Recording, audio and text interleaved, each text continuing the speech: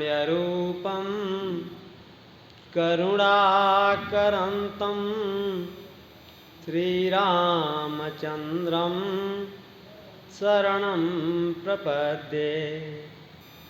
वन्दं गुरुपदकञ्जकृपासिन्धु नररूपहरि महामोहतमपुञ्जासु वचन रविकरनिकर। वन्दं गुरुपदपदुमपरागासुरचि सुबास सरसयनुरागा गुरुपदरजमृदुमञ्जुलयञ्जननयनमियदृकदोषविभञ्जन तेहि कर विमल विवेक विलोचन वर्णौ रामचरितभवमोचन। अतुलित बलधामं स्वर्णशैलाभदेहं धनुज्बन कृशानं ज्ञानिनामाग्रगण्यं सकल गुण निधानं बांधारामधीशं रघुपति वरदूतं वातुजातं नमामि।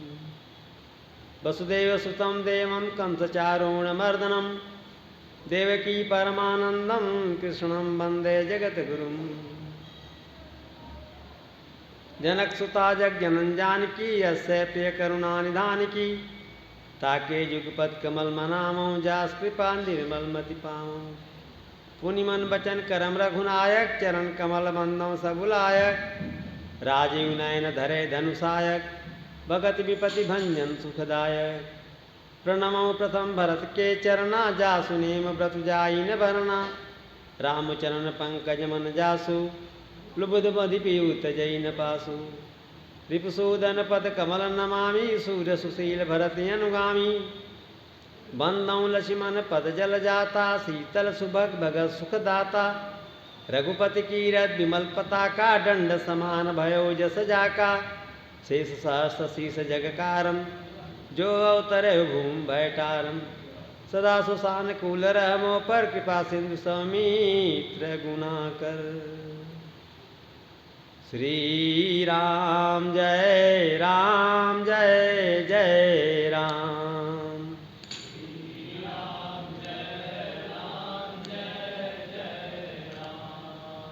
श्री राम जय राम। श्री राम जय जय राम।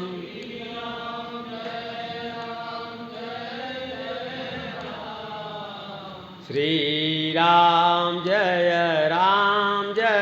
जय राम।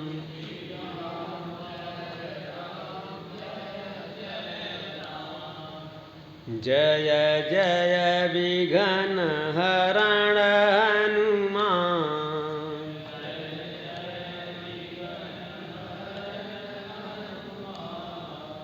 श्री राम जय जय राम।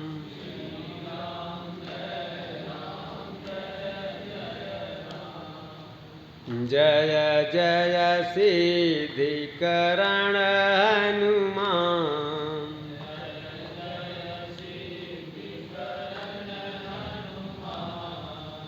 श्री राम जय जय राम।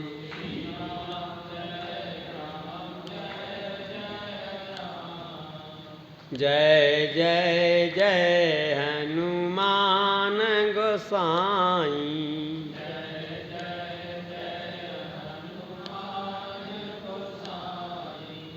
कृपा करहु गुरुदेव की नाई।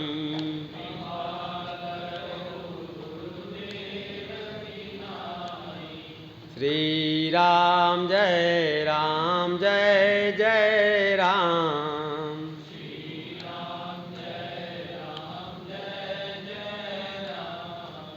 मंगल भवनय मंगलहारी।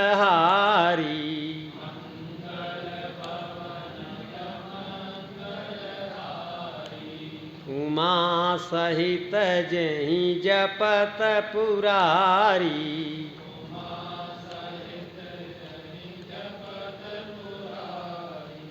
श्री राम जय जय राम।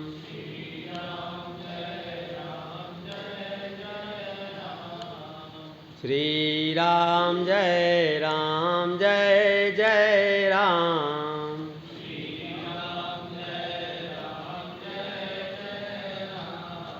सियावर रामचंद्र महाराज की जय। बाल कृष्ण लाल की जय। श्री पवन सुत हनुमान जी महाराज की जय।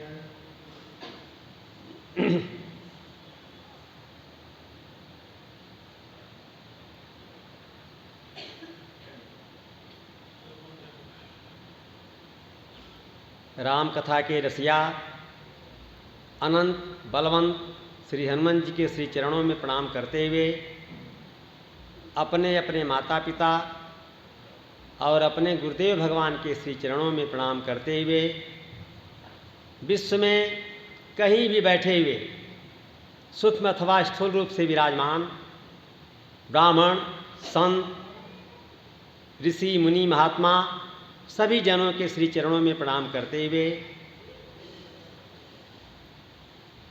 बड़ी सावधानी पूर्वक दत्त चित्त होकर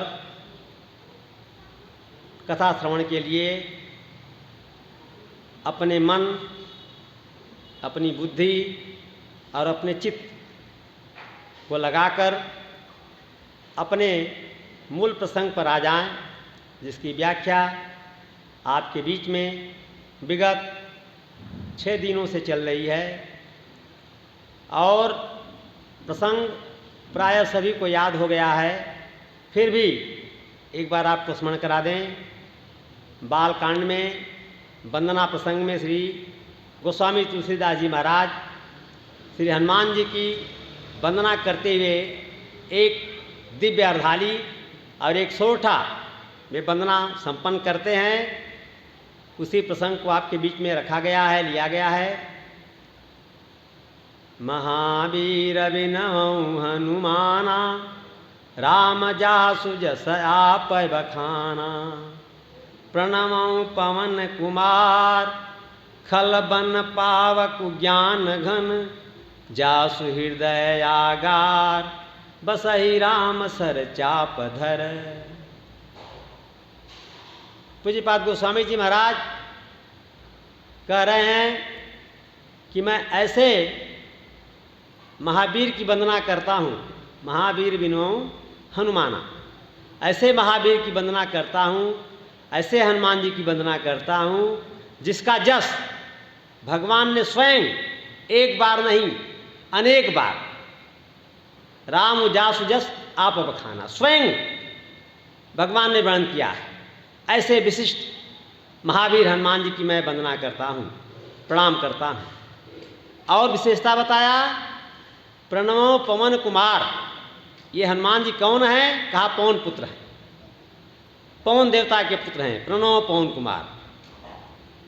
और विशेषता क्या दिया? खलबन पावक ज्ञान घन। दुष्टों के जंगल को जलाने के लिए अग्नि के स्वरूप हैं। जैसे अग्नि जंगल को जला देती है, ऐसे दुष्टों को नष्ट करने के लिए अग्नि के समान ये प्रभावशाली है। खलबन पावक ज्ञान घन, ज्ञान के ये घनीभूत स्वरूप हैं, ज्ञान के बादल हैं। और अंतिम विशेषता बताते हैं कि जासु हृदय आगार, जिसके हृदय में सदैव ठाकुर राम जी निवास करते हैं। कैसे? का सर चाप धर, धनुष और बाण मानव भक्तों की रक्षा करने का संदेश देते हुए हनुमान जी के हृदय में सदैव राम जी धनुष बाण लेकर के विराजते हैं। ऐसे विशिष्ट विभूति, ऐसे विशिष्ट भागवत श्री हनुमान जी महाराज की मैं वंदना करता, उनको प्रणाम करता। ये पूरा प्रसंग आपके बीच में चल रहा है, जिसमें पहले दिन मैंने आपसे निवेदन किया था, सावधानी से जरा सुने। हनुमान जी महाराज के 4 पिता, तो 3 की बात तो एक दिन में ही आपको पूरी कर ली गई थी। महाराज केसरी, भगवान शंकर और पवन देव। और चौथे पिता भगवान राम जी, तो चौथे पिता को सिद्ध करने के लिए बहुत लंबी दौड़ लगानी पड़ी, क्योंकि भगवान ने कहा कि जब तक माँ नहीं कहेगी तो मैं पिता नहीं बन सकता। पिता तो माँ बनाती है, माँ बताती है। तो कल माँ किशोरी जी ने कह दिया कि हैं सूत सब कपि तुम ही समाना, जातु धानयति भट बलवाना। किशोरी जी को संदेह हुआ कि इतने बड़े बड़े राक्षस, एक छोटा बिल्ली के आकार का बंदर, और कह रहा है कि अब ही माँ तो मैं जाऊं लवाई, अभी तुरंत मैं आपको यहाँ से मुक्त करा के ले जा सकता हूँ। तो सीता जी को संदेह हो गया कि इतना छोटा बानर और इतनी बड़ी बात करता है, ऐसी बात वही करेगा जिसकी सचमुच माँ कैद खाने में होगी। उसको छुड़ाने के लिए वह अपने अस्तित्व से, अपने सामर्थ्य से ज़्यादा बढ़कर बात करता है, मरने मारने को उतारू हो जाता है। दूसरे की माँ के लिए इतना कोई जोर नहीं लगा सकता। तब माँ ने कह दिया कि हैं सूत, सूत मने बेटा, बेटा बताओ, सारे बंदर, तुम इतनी बड़ी बात कर रहा है, सब बंदर तुम्हारे जैसे छोटे छोटे, कोई बड़ा भी है। हनुमान जी समझ गए, मुस्कुराए। माँ, ध्यान दें, अपने माँ के सामने छोटा होके ही जाना चाहिए। जितना आप छोटा बन के जाओगे, माँ का प्यार आशीर्वाद उतने मिलता है। और माँ के सामने बादशाहियत झाड़ के जाओगे तो माँ के आशीर्वाद से वंचित रह जाओगे। छोटा बन के जाओ हमेशा माँ के सामने, चाहे आप जितना बड़े हो जाओ, माँ की दृष्टि में आप छोटे ही हो, इसलिए छोटा ही बन के जाओ। तो हनुमान जी इस न्याय से माँ के सामने छोटा बन के गए थे। लेकिन जब माँ को संदेह हुआ तो हनुमान जी ने ऐसा भयंकर रूप अशोक वाटिका में प्रकट किया कि पूरे रणांगन में वैसा रूप धारण करने की भी जरूरत नहीं पड़ी। कनक भूधराकार शरीरा, समर भयंकर अति बलबीरा। भयंकर रूप धारण किया, लगा जमीन से आसमान को स्वरूप छू लेगा। सीता जी देखती रह गई। बेटा, इतनी सामर्थ्य तेरे अंदर है। माँ, ये मेरी सामर्थ्य नहीं है, ये मेरे प्रभु राम की सामर्थ्य है। मैं तो प्रस्तुत कर रहा हूँ, प्रस्तुतिकरण मेरा है, लेकिन ये सामर्थ्य मेरा नहीं है, ये मेरे प्रभु का है। तो कल जाके माँ ने हनुमान जी को बेटा कहा, और बेटा कहा तो साहित्य के न्याय के अनुसार माता तो हम किसी को कह सकते हैं, लेकिन जननी अपनी निज माता कहते हैं, जो आपकी खास माता है, जिसने आपको जन्म दिया है। और यहाँ हनुमान जी ने माता का संबंध नहीं लगाया, जननी का संबंध लगाया है। कछुक दिवस जननी धरु धीरा, कपिन सहित यही हैं रघुवीरा, निश्चर मार तो ही ले जई हैं, नारदाद तिहपुर जस गई हैं। जननी, अब माँ हनुमान जी को जन्म देंगे अशोक वाटिका में। एक जन्म माँ अंजना ने दिया, और आज दूसरा जन्म माँ जानकी जी देने जा रही हैं, जननी की न्यास से। सावधानी सुनिएगा। आशीष दीन राम प्रिय जाना, हो तात बलशील निधाना, अजर अमर गुण निधि सुत हो, करऊँ बहुत रघुनायक छोहु, करहि कृपा प्रभु सुनिय सकाना, निर्भर प्रेम मगन हनुमाना, निर्भर प्रेम मगन हनुमाना। हम लोगों का शरीर या किसी का शरीर ईश्वर को छोड़ के, ईश्वर का शरीर कैसे बनता है? सत चिद आनंद, तीनों को आप जोड़ देंगे, संधि कर देंगे, सच्चिदानंद हो जाएगा। तो चाहे राम जी का शरीर हो, चाहे बाबा विश्वनाथ का शरीर हो, इन लोगों का शरीर सतचिद आनंद से बना, सच्चिदानंद है लोग। बाकी जितने हम जीव हैं, जो इस मृतलोक में आया है, उसका शरीर क्षितिजल पावक गगन समीरा, क्षितिजल पावक गगन समीरा पंच रचितय अधम शरीरा। सभी लोगों का शरीर 5 तत्वों से बना है। छित मने पृथ्वी, जल छित जल, पावक अग्नि, गगन आकाश और समीरा वायु, ये 5 तत्वों से हमारा आपका सबका शरीर बना है। आज माँ जानकी को भी, हनुमान जी को इन 5 तत्वों से सजा के इनका दोबारा जन्म करना है।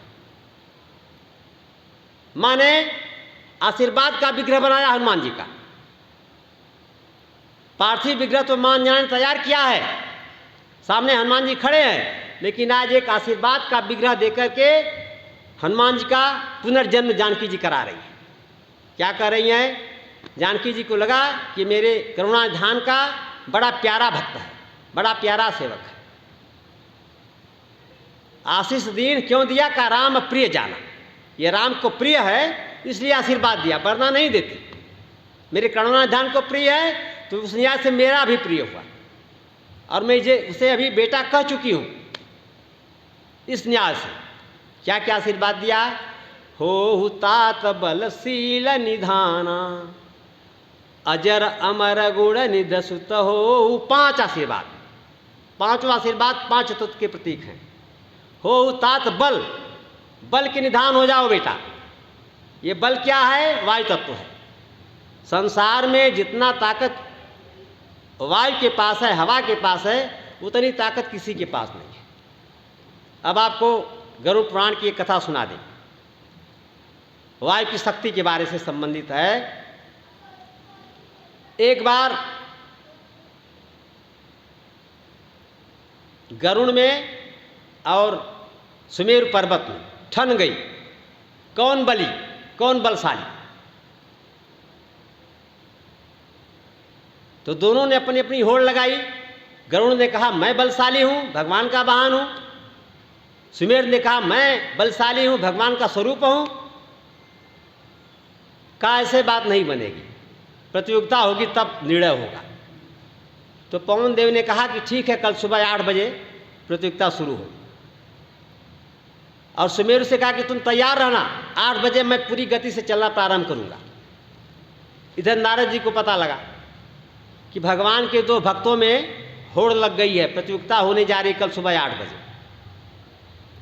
किसी का नुकसान हो, अंततः ईश्वर का ही नुकसान होगा, उसका ही मर्यादा गिरेगी। जाए नारद जी पहुँचे बैकुंठ श्रीधाम और जाकर के ठाकुर जी से कहा कि भगवान कल आपका एक स्वरूप समाप्त हो जाएगा। क्या मतलब नारद? कहा आपके 2 प्यारे भक्तों में कल छिड़ गई है, गरुड़ में और सुमेरु में। सुमेरु टूटा तो आपका स्वरूप गया, या गरुड़ क्षति उनको पहुंची तो भी आपका स्वरूप गया। दोनों तरफ से मर्यादा आपकी जानी, आपको बचाना है। भगवान ने कहा चक्र से, चक्रराज सुदर्शन जाओ और जा करके सुमेरु को चारों तरफ से छाप लो, अपना पंख फैला करके अपने अंदर दबा लो, क्योंकि पवन देव जब पूरी वेग से चलेगा तो सुमेरु टूट जाएगा, खंड खंड हो जाएगा। अपने स्वामी का आदेश पाकर के चक्र भगवान चले और आकर के सुमेरु को चारों तरफ से छत छाया में घेर लिया। समय हुआ, पवन देव ने अपना वेग बढ़ाया, इतना वेग कर दिया लगा कि पूरा संसार प्रलय हो जाएगा। तो सुमेरु ने कहा गरुड़ चक्र से कि हवा चल रही है क्या? ध्यान दीजिएगा, हवा इतनी तेज चल रही थी कि प्रलय आने की स्थिति बन गई थी। और सुमेरु ने कहा चक्र भगवान से, हवा चल रही कि नहीं? अभी चल रही है। चक्र सुदर्शन ने कहा कि जहाँ पड़े हो वहीं पड़े रहो, वो तो हमें पता नहीं कि हवा चल रही कि नहीं चल रही है, मेरा जान निकला जा रहा है। कहा नहीं, थोड़ा सा ढीला करिए, हम भी अनुभव करें, देखें कितनी तेज हवा चल रही है। चक्र सुदर्शन ने थोड़ा सा बंधन को ढीला किया, इतने में हवा का वेग मेरा चट चट चट सुमेरु पर्वत के 3 खंड हो गए। एक गिरिराज गोवर्धन, एक चित्रकूट और एक सुबेल पर्वत। ये तीनों पर्वतों की बड़ी महिमा है। सुबेल पर तो रावण ने अपनी राजधानी बनाया था, एक त्रिकूट के एक कूट पर, और दूसरे कूट पर रावण का अखाड़ा चलता था। अखाड़ा का मतलब केवल पहलवानी वाला नहीं, नृत्य संगीत का भी अखाड़ा, पहलवानी का भी अखाड़ा, सारी विद्याओं का अखाड़ा एक कूट पर चलता था। एक कूट पर रावण की राजधानी थी, एक कूट खाली था। तो जब भगवान समुद्र पार इनकी सेना गई तो भगवान ने हनुमान जी से कहा कि कहाँ सेना को रुकाया जाए। तो हनुमान जी तो सब देख आए थे, इतिहास भूगोल सब उनको पता था। कहा महाराज एक कूट खाली है और ठीक रावण के सामने, रावण का जिधर महल है ठीक सामने हम लोगों का कैंप लगेगा। तीसरे कूट पर भगवान का डेरा पड़ा है। यहाँ सुबेल शैल रघुबीरा उतरे सेन सहित अति भीरा। सुबेल शैल पर भगवान की सेना उतर गई। तो थोड़ा सा चक्षुदर्शन ने ढील क्या दिया कि पवन के वेग से सुमेरु पर्वत के 3 खंड हो गए, एक गिरिराज गोवर्धन, एक चित्रकूट और एक सुबेल पर्वत। ये पवन का वेग है। तो बल तत्व तो क्या है? वायु। माँ ने पहला आशीर्वाद दिया हो तात बल, बल के निधान हो जाओ, अतुलित बल धामक। उसके बाद श्लोक बनाइए, अतुलित बल धामक, बल के धनी हो गए, बल के निधान हो गए। फिर शील हो तात बल शील निधाना। शील जल तत्व है, रस जहाँ से आता है तो जल की प्रधानता नहीं होगी तो शील जीवन में नहीं आता है, और शील नहीं है तो जीवन में फिर रस नहीं होता है, जीवन नीरस हो जाता है। जीवन में शीलवान आपको होना चाहिए। अगर शील जीवन में नहीं है तो फिर जीवन नीरस हो जाता है। तो माँ ने कहा कि शील के भी निधान हो जाओ, ये जल तत्व है। वायु तत्व हो गया, जल तत्व हो गया।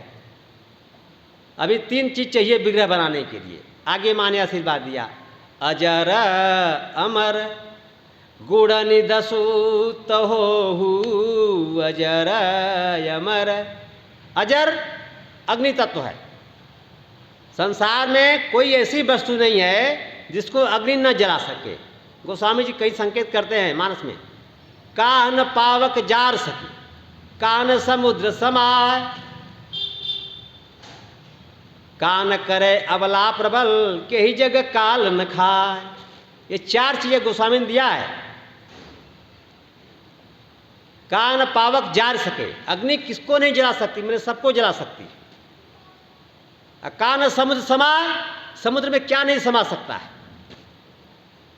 आपके देश के चारों तरफ से 3 तरफ समुद्र घेरा हुआ है, 3/4 और 1/4 में आपकी जनसंख्या है। तो 3/4 में 1/4 समाने में कितना समय लगेगा? समुद्र में सब समा जाता है, सब विलीन हो जाता है। कान समुद्र समाय। अब कान करे अबला प्रबल, नाम तो है अबला, ध्यान दीजिएगा। माताओं के लिए ये शब्दकोश आता है, शब्दकोश से शब्द आता है अबला, लेकिन ये अबला कितनी सबला है कि कान करे अबला प्रबल। दुनिया का कोई ऐसा काम जो अबला नहीं कर सके, सब काम कर लेती है। और कहीं जगह काल न खाए। इस संसार में कौन ऐसा आया जिसको मरना नहीं पड़ा? जो यहाँ आया वो गया। जन्म और मृत्यु ये दोनों ध्रुव हैं, सत्य है। जन्मने वाले की मृत्यु जरूर होगी और मरने वाले का जन्म जरूर होगा। तो माँ ने कहा अजर अग्नि तत्व, अमर आकाश, आकाश अमर है। हनुमान जी को अग्नि तत्व मिल गया और अमृत के माध्यम से आकाश तत्व मिल गया। अब क्या रह गया? पृथ्वी तत्व। ये गुणनिधि पृथ्वी जो है, सारे खजाना पृथ्वी के अंदर छिपे हुए हैं, सारे गुण, हीरा मोती से लेकर के सब। पृथ्वी माँ जब धर्म बढ़ता है तो सब आपको देती है, और जब अधर्म बढ़ता है तो सब खींच लेती है नीचे, आप भूखों मरने लगते हो। तो हनुमान जी के शरीर का विग्रह माने बड़े प्यार से अपने आशीर्वाद से बनाया। बल निधान हो जाओ वायु तत्व, शील निधान बन जाओ जल तत्व, अजर हो जाओ अग्नि तत्व, अमर हो जाओ आकाश तत्व, और गुणनिधि बन जाओ पृथ्वी तत्व। अब 5 तत्व से आशीर्वाद का विग्रह हनुमान जी का माँ ने बना दिया, लेकिन अभी सांस नहीं चल रही है। 5 तत्व हो गया, अभी सांस हनुमान जी की नहीं चल रही। सांस कब चलेगी? तो माँ ने उसके लिए अलग से आशीर्वाद दिया। अजर अमर गुण निध सुत होहु, करऊं बहुत रघुनायक छोहु। राम जी आपको बहुत प्रेम करें।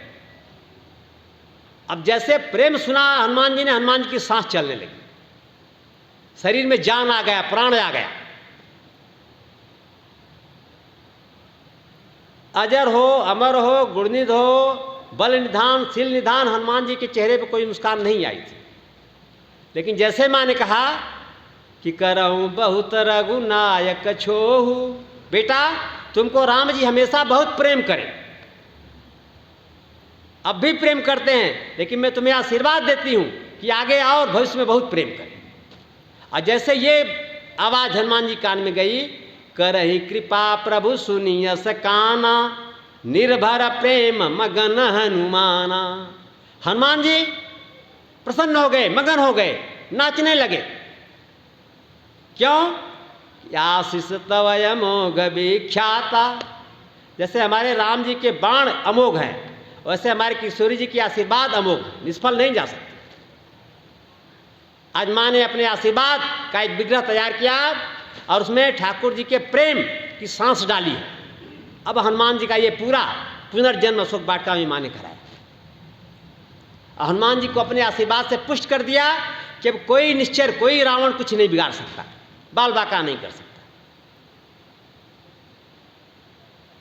और गोस्वामी जी संकेत करते हैं कि तेही अवसर, कि यही अवसर का यही अवसर जो अवसर आप सुना रहे हैं, तेही अवसर रावण तह आवा, संग नारी बहु किए बनावा।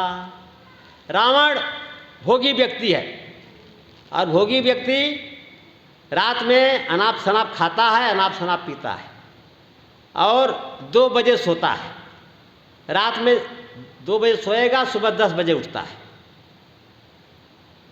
लेकिन आज रावण 3:30 बजे ब्रह्म मुहूर्त में आ गया। कैसे? आपके विज्ञान से बहुत आगे विज्ञान लंका का था उस समय रावण का। रावण ने एक ऐसा मेटल डिटेक्टर लगाया था अपने भवन में, वो सीधे अशोक वाटिका से कनेक्ट था। अशोक वाटिका में जिनको जाने की अनुमति थी, उनके अतिरिक्त कोई बाहरी व्यक्ति आएगा तो मेटल डिटेक्टर आवाज़ देने लगता था।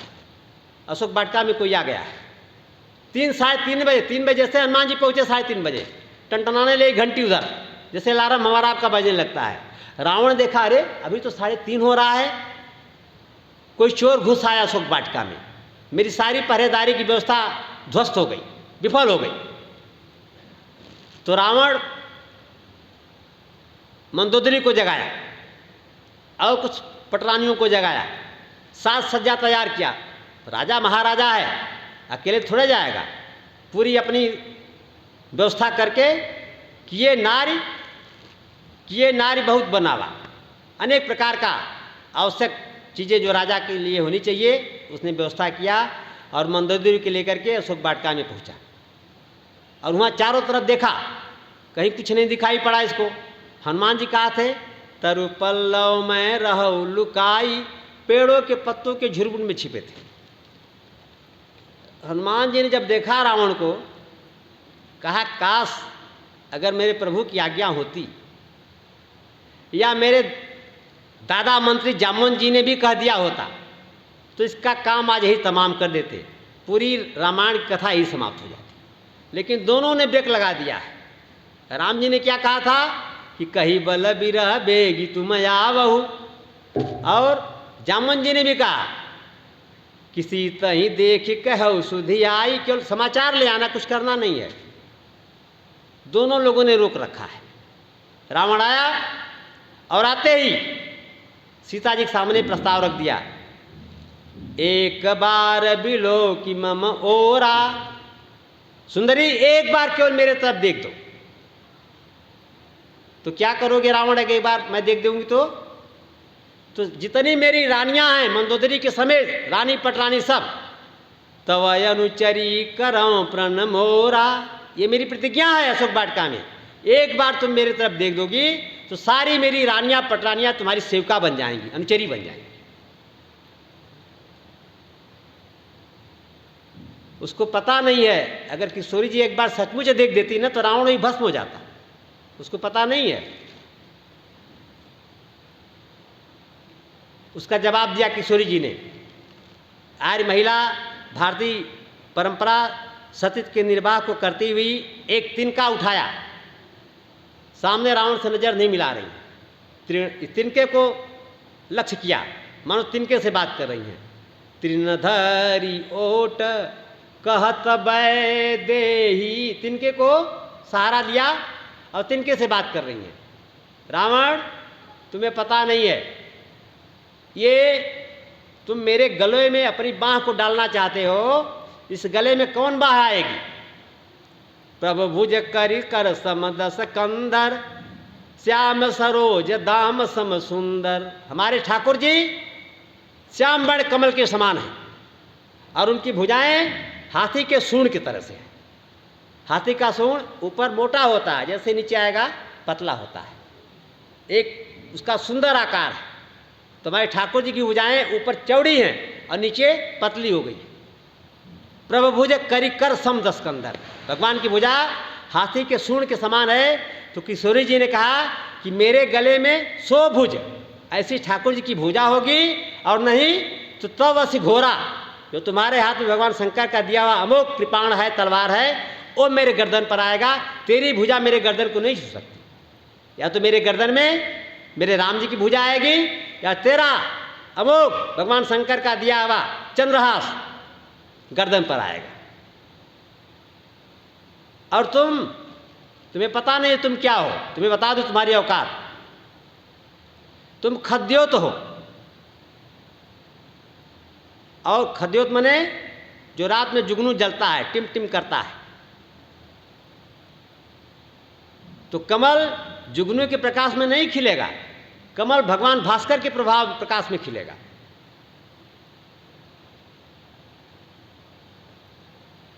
कबहू की नलनी करई विकासा, तुम जुगनू हो, तुम्हारे प्रकाश में मेरा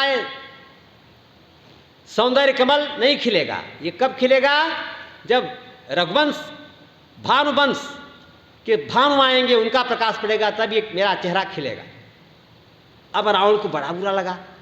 आप ही सुनि खद्योत सम राम ही भानु समान, परुष बचन सुनि काढ़ी असी बोला यति खिसियान। जब सुना कि ये सीता हमें जुगनू बता रही है और अपने राम को सूरज बता रही है, तो रावण को गुस्सा आया। और इतना गुस्सा आया, चंद्रहास तलवार को तुरंत खींचा और मारने के लिए दौड़ पड़ा जानकी जी। हनुमान जी ऊपर देख रहे हैं। जिसका बेटा इतना समर्थ वाला हो और उसकी माँ को कोई दौड़ने मारने के लिए दौड़े, उसे बर्दाश्त होगा? हनुमान जी को लगा कि अब मैं कूद जाऊं, अब मैं कूद जाऊं। लेकिन बार बार राम जी के शब्द और जामुन जी के शब्द हनुमान जी को रोक रहे हैं।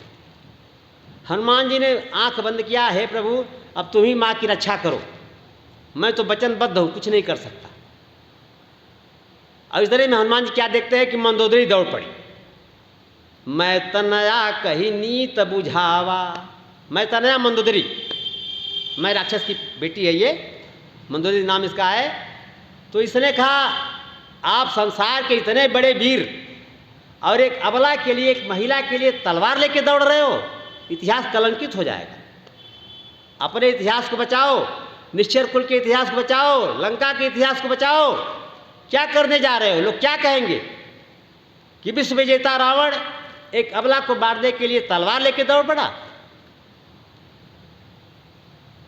रावण रुक गया। रावण को जितने लोगों ने समझाने की कोशिश किया है, सबको रावण या तो डांट के भगा दिया या तो चरण प्रहार करके लंका से बाहर निकाल दिया। मात्र एक मंदोदरी ऐसी थी जिसकी बात सुनकर के वो हंसी में टाल जाता था। न मंदोदरी को भला कहता था, न बुरा कहता था, न डांटता था। क्यों नहीं कहता था? मंदोदरी देव कन्या है। ध्यान दीजिएगा, अहल्या, द्रौपदी, सीता, तारा, मंदोदरी, पंचक नाम असरे नित्यम महापातक नाशनम। प्रातः काल उठ के हम लोग इन 5 देवियों का नाम लेते हैं। इनका नाम लेने से आपके जीवन के बड़े बड़े पाप समाप्त हो जाते हैं। केवल सुबह नाम ले ले बहुत कठिन नहीं है, श्लोक आवे नावे नाम तो आ ही जाएगा। अहल्या, द्रौपदी, सीता, तारा, मंदोदरी तथा पंचक नाम श्री नित्यम महापातक नाशनम। ये 5 नाम आप सुबह ले लोगे तो जीवन के जितने छोटे बड़े पातक कुपातक हैं सब नष्ट हो जाएंगे। ये मंदोदरी है। मंदोदरी ने समझाया तो मान गया और 1 महीने का समय दिया सीता जी को।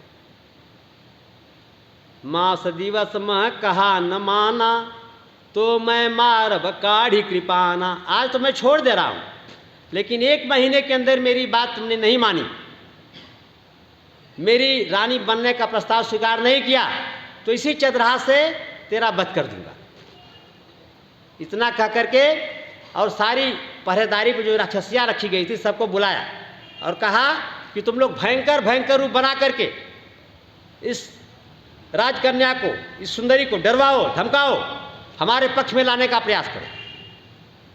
इतना कह करके रावण चला गया अपनी रानियों को लेकर के, और राक्षसियाँ अनेक भयंकर रूप बना करके, डाकनी, पिचासनी, भूत प्रेत, क्या क्या रूप बना करके सीता जी को डरवाने लगी, धमकाने लगी कि आप मेरे राजा की बात मान जाओ, आप रानी बन जाओगी, सारी रानियाँ आपकी सेवा करेंगी। अनेक तरह से समझाना शुरू किया। तब तक त्रिजटा पहुंची। ये त्रिजटा कौन है? ये विभीषण की पुत्री है।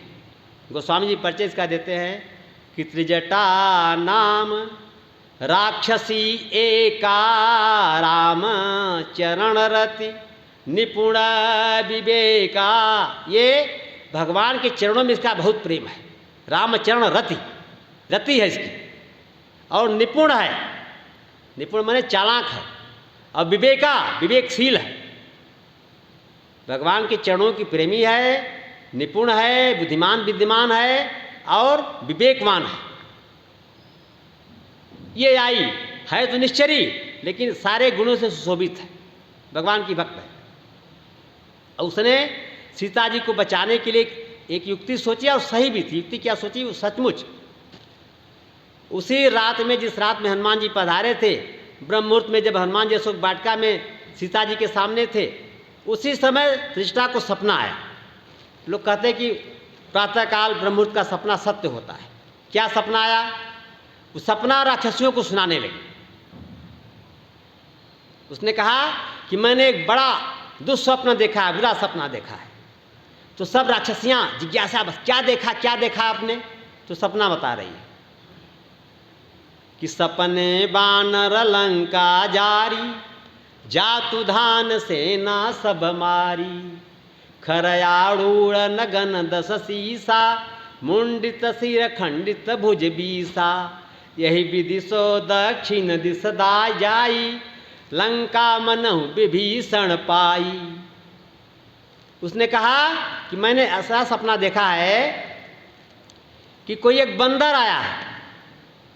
अब बंदर आ चुका है, पेड़ के ऊपर सुन रहा है। हनुमान जी सोच रहे थे कि सीता जी को मैं समझा दिया। भगवान ने कहा था कि हनुमान 3 काम करना। क्या? बहुविध सीता ही समझाए। सीता को हर प्रकार समझा देना, घबराए ना, मैं जल्दी लंका से ले जाऊंगा, समझा देना। और कहीं बल विरह, मेरा विरह सीता जी को बता देना और मेरा बल रावण को बता देना। तो हनुमान जी 2 काम तो कर लिए। सीता जी को समझा दिए, धैर्य दिला दिए कि कछुक दिवस जननी धर धीरा, कुछ दिन आप धैर्य रखिए, आप भगवान के पास पहुंच जाएंगे। और अनेक प्रकार समझा भी दिया, धैर्य विधान करा दिया। अब बल बताना है। अब रावण को बल कैसे बताएं? हनुमान सोचे क्या करें कि रावण को मेरे बल का, मेरे स्वामी के बल का पता लगे। तो बल का संकेत सपना के बाद हम चेष्टा कर रही है। भगवान की भक्त है, ये बता रही है कि क्या करोगे तो रावण को तुम्हारे बल का पता लगेगा। तो सपने बानर लंका जारी, एक बंदर आया है और पूरी लंका को जला दिया। हनुमान जी कहे बस माँ, बस मुझे सूत्र मिल गया, क्या करना है मुझे पता लग गया। सपने बानर लंका जारी, और जात धान सेना सब मारी, राक्षसों की सारी सेना का संहार कर दिया। कहीं भी बड़ी पक्की बात आपने बता दिया, लंका जलाना है, राक्षसों का संहार करना है। और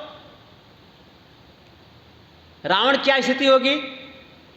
जब ये सब हो जाएगा तो अंत में रावण की क्या स्थिति होगी, कहा कि सिर मुंडित, जैसे मरने के बाद आदमी का सिर मुंडन करके फिर अंतिम संस्कार के लिए उसको ले जाते हैं नहला धुला करके, तो चेष्टा करे कि इसका सिर के बाल जितने सब मुड़ लिए जाएंगे, सिर मुंडन कर दिया जाएगा और इसकी भुजाएं खंडित हो जाएंगी, टूट जाएंगी, सब अशुभ संकेत बता रही है। सिर मुंडित खंडित भुज बीसा, 20 भुजाएं टूट जाएंगी और खर आरूढ़ गधे पर चढ़ करके जाएगा। नगंध शीशा, नंगा, गधे पर बैठा है, नंगा है, इसका बाल सब मुड़ लिया गया, मुंडन हो गया है, 20 भुजाएं टूट गई हैं और यही भी दक्षिण से दिश जाई। दक्षिण दिशा जमराजपुरी है, इसीलिए हम लोग तर्पण के सारे काम दक्षिण दिशा को मुख करके करते हैं। जमराजपुरी दक्षिण, तो दक्षिण यही भी सो दक्षिण दिश जाई, इस प्रकार का विधान बना करके मानो शव यात्रा रावण की जा रही है। ये भी सो दक्षिण दिश जाई और लंका मनो विभीषण पाई, लंका का राज विभीषण को मिल जाएगा, लंकेश हो जाएगा और फिर सारे नगर में फिर ही रघुवीर दोहाई, राम जी की जय जयकार होने लगी। अब इतना सुनना क्या था कि सारी राक्षसियाँ डर गई, कांपने लगी। जो माता को डरा रही थी, धमका रही थी, सब सीता जी के चरणों में गिर गई, माँ हमें माफ़ कर दो। 4 दिन जब सत्य होने वाला सब, यह सपना मैं कहूँ पुकारी होई सत्य गए दिन 4 दिन में सब सत्य हो जाएगा। सब डर गए कि हम लोग की बड़ी फजेती हो जाएगी। सब सीता जी चरणों में गिर गई, कही माँ हम लोगों को माफ़ कर दो, अब हम लोग कुछ आपका नहीं बिगाड़ेंगे, आप जैसे रहना चाहो रहो। हनुमान जी को सूत्र मिल गया कि भगवान का बल कैसे बताना है। अब हनुमान जी, माता का आदेश मिल ही गया था कल का कि तार्त मधुर फल खाओ, भूख नहीं, भूखा लगे तो खूब फल खाओ, सेब संतरा अंगूर खूब फले हैं, खूब खाओ। हनुमान जी नाय सिर पैठ सिबन बागा, फल खाय सियरु तोर लागा। हनुमान जी अशोक वाटिका में प्रवेश किए और पेड़ पर चढ़ गए। फल तो कम खाए, तोड़ना ज़्यादा शुरू किए ताकि उपद्रव शुरू हो। राक्षसों का संहार जो माता ने बताया सपना में, वो सब क्रियाकलाप शुरू हो, सपना सत्य हो जल्दी। उखाड़ उखाड़ करके पेड़ फेंकने लगे, पेड़ों की शाखाएं तोड़ने लगे। तो जो रखवारे थे सुख वाटिका के दौड़े सब, 10-20 ड्यूटी पर लगे थे। तो हनुमान जी ने 2-4 को छोड़ के सबको राम नाम सत्य कर दिया, सब खत्म। 2-4 छोड़ा जानबूझ के कि जाके समाचार लंका में रावण को सुनावें, तो और आवें, उनका भी हम काम तमाम करें। एक एक करके आते जाएंगे, हम काम बनाते जाएंगे। रखवारे दौड़ कर गए, क्या कहे, नाथ एक आवा कपि भारी। महाराज एक बड़ा भारी बंदर आया है। तो रावण ने कहा बंदर तुम लोग का भोजन है, खा जाओ पकड़ कर। कहो खाने वाला बंदर नहीं, बहुत भारी बंदर है। नाथ एक आवा कपि भारी। हनुमान जी छोटका बंदर बन करके भी गए हैं, आई कह रहा है दूध कि बड़ा भारी बंदर है। तो रावण ने क्या, अच्छा आने दो, फल खाएगा चला जाएगा। कहा नहीं महाराज, फल नहीं खा रहा है, सारी अशोक वाटिका तहस नहस कर रहा है, सब उखाड़ के फेंक रहा है, सब पेड़ों को तोड़ रहा है। रावण की लंका में ध्यान दें, 3 तरह के वीर हैं, उनका वर्गीकरण किया गया है, गोस्वामी जी ने किया। एक भट्ट है, भट्ट मैंने वीर बहादुर, और एक सुभट्ट है, बहुत ज़्यादा बहादुर, सुंदर बहादुर, और एक दारुण भट्ट है। 3 तरह के वीर लंका में हैं। तो अशोक वाटिका की रखवाली में 2-4 भट्ट लगाए गए थे, सुभट्ट या दारुण भट्ट कोई नहीं था वहाँ पर। जब समाचार रावण को मिला तो इसने अपने सुभट्ट अक्षय कुमार को भेजा। सुभट्टों की लिस्ट गोस्वामी जी ने दिया है 1-2 में। कुमुख अकंपन कुलिसरद धूम केतु अतिकाय, एक एक जग जीत सका ऐसे सुभट निकाय। नाम दिया, बहुत थे लेकिन कुछ का नाम गिनाया। कुमुख, अकंपन, कुलिसरद, धूमकेत, अतिकाय। और इतना ही नहीं थे, ऐसे सुभट निकाय, इनका एक समुदाय है और उसमें एक अकेला ही पूरे संसार को जीतने के लिए पर्याप्त है। एक एक जग जीत सक ऐसे सुभट निकाय। रावण के पास ऐसे ऐसे वीरों का ढेर है। बहुतायत ऐसे सुबट हैं, और अकेला एक सुबट पूरे संसार को जीतने के लिए पर्याप्त है। तो जब रावण ने सुना कि बड़ा भारी बंदर आया है, तो अपने बेटा अक्षय कुमार को, ये सुबट है अक्षय कुमार, इसको भेजा संग में, और हजारों सुबट लगा दिया कि जाओ देखो कैसा भारी बंदर आया है। हनुमान जी देखा कि सुबट्टों की सेना आ रही है, पेड़ उखाड़ा। बंदरों का आयुध क्या होता था? नख पादप गिर आयुधधारी। बंदरों के हथियार क्या थे? उन पर्वत, बड़े बड़े पर्वतों को उखाड़ के हमला करते थे, और पेड़ों को उखाड़ करके मार देते थे, फेंक देते थे, और बंदरों के बड़े बड़े नाखून पकड़ के फाड़ देते थे। नख आयुध गिर पादपधारी, ये बंदरों के हथियार है। तो हनुमान जी ने शोक वाटिका में बड़े बड़े पेड़ों को खाना शुरू किया और दे मारा। जितने सुबट आते जाते थे सबका काम तमाम। सबसे पहले अक्षय कुमार को मारा। पहले सरदार को मारो तो बात तुरंत बन जाएगी। अक्षय कुमार को सबसे पहले मारा, और फिर सारे सुबट को ठिकाने लगा दिया। एक दो को छोड़ दिया, समाचार ले जाने वाला कोई चाहिए। जो बचा वो भागा, भाग के रावण के पास गया। महाराज आपके सारे सुबट हम तो किसी तरह जान बचा के आ गए, सब मारे गए। कहा अक्षय कुमार का तो सबसे पहले मारा गया। बड़ा कष्ट हुआ रावण को। बड़ा प्यारा छोटा बेटा था अक्षय कुमार। नाम रखा था, रावण की पंडिताई देखिए, नाम रखा था अक्षय कुमार, मैंने कभी इसका अक्षय नहीं होगा। हनुमान जी ने सबसे पहले उसी का अक्षय किया। तुम नाम रखने में पंडित है, फर्जी नाम सब रख लेता, डुप्लीकेट। अक्षय कुमार को सबसे पहले मारा, इसका अक्षय करेंगे। रावण सूचना मिल गई। अब रावण ने अपने सबसे प्यारे, जिस पर रावण को सबसे बड़ा भरोसा है, दारुण भट्ट है, ये अंतिम श्रेणी का वीर है, बहादुर मेघनाद। जब मेघनाद गरजता है तो बादल की गर्जना फीकी पड़ जाती है। और मेघनाद का ऐसा पराक्रम है कि इंद्र को जीत लिया है, इसलिए नाम उसका इंद्रजीत भी है। मेघनाद को बुलाया, बेटा इधर आ। और मेघनाद जैसे हमारे राम जी अपने पिता के आज्ञाकारी हैं, ध्यान दीजिएगा। चाहे रावण जो भी भला बुरा करता था, मेघनाद ने कभी विरोध नहीं किया, हमेशा रावण का समर्थन किया। बड़ा पितृभक्त बेटा है, अपने पिता की आज्ञा मानता है।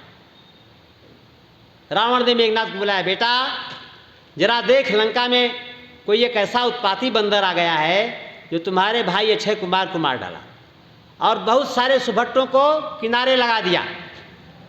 जाओ, लेकिन मारना नहीं, उसको बांध के लेके आओ, जरा हम भी देखें कैसा बंदर है। हम भी उस बंदर को देखना चाहते हैं, रावण की जिज्ञासा देखिए। मेघनाथ ने कहा, जैसी पिताजी आज्ञा वैसा मैं करूंगा। मेघनाथ पहुंचा। हनुमान जी ने देखा पेड़ पर बैठा, कपि देखा दारुण भट्ट आवा। हनुमान जी को सब पता है कौन इसका भट्ट है, कौन सुभट्ट है, कौन दारुण भट्ट है। अभी तक तो भट्ट थे, सुभट्ट थे, अब देखा हनुमान जी ने, कपि देखा दारुण भट्ट आवा, कटकटाई गर जाय अरुधावा। कहा, बेटा तू सिंहनाद कर, तू मेघनाद करता तो मैं सिंहनाद करता हूं। मेरी गर्जना सुनकर के सिंहों के हृदय दहल जाते हैं, कलेजा दहल जाता है। और गरज करके सिंहनाद करते हुए हनुमान जी दौड़ पड़े मेघनाद की तरफ। कटकटाए, बंदरों की आवाज बड़ी विचित्र होती है महाराज, आप डर जाओ कि आवाज सुन करके। कटकटा करके हनुमान जी दौड़े मेघनाद तरफ। देखा कि ये रथ पर चढ़ के आया, भाई राजकुमार था, राजा लंका का युवराज है ये मेघनाद, सबसे बड़ा बेटा है रावण का। रथ पर बैठ के गया था। तो हनुमान जी ने सोचा कि मैं बिना रथ का ही रथ पर कैसे लड़ेगा, पहले उसका रथ समाप्त की। एक बड़ा भारी वृक्ष उखाड़ा और सारथी और घोड़ा और रथ सबको चकनाचूर कर दिया। अब मेघनाद जमीन पर आ गया। अब बेटा बात बनेगी, तुम भी जमीन पर, मैं भी पेड़ से उतर के जमीन पर आता हूं। हनुमान जी भी नीचे आ गए। चल। भिरे जुगल मानहु अति बाजा। ये बाजा शब्द जो है, हमें कुश्ती का ज्ञान नहीं, एकदम नहीं मुझे पता है, लेकिन काशी में तुलसीदास का अखाड़ा चलता था। तो जो विद्वान रामायणी एक दो हुए हमारे यहाँ काशी में, तो बताते रहे कि बाजा एक दाव होता है। लड़ाई करो, आप पहलवान से पूछिएगा, बाजा एक दाव होता है जिसमें एक पहलवान दूसरे को बांध लेता है तो फिर निकल नहीं पाता है। तो हनुमान जी ने मेघनाद को बाजा दाव में बांध लिया।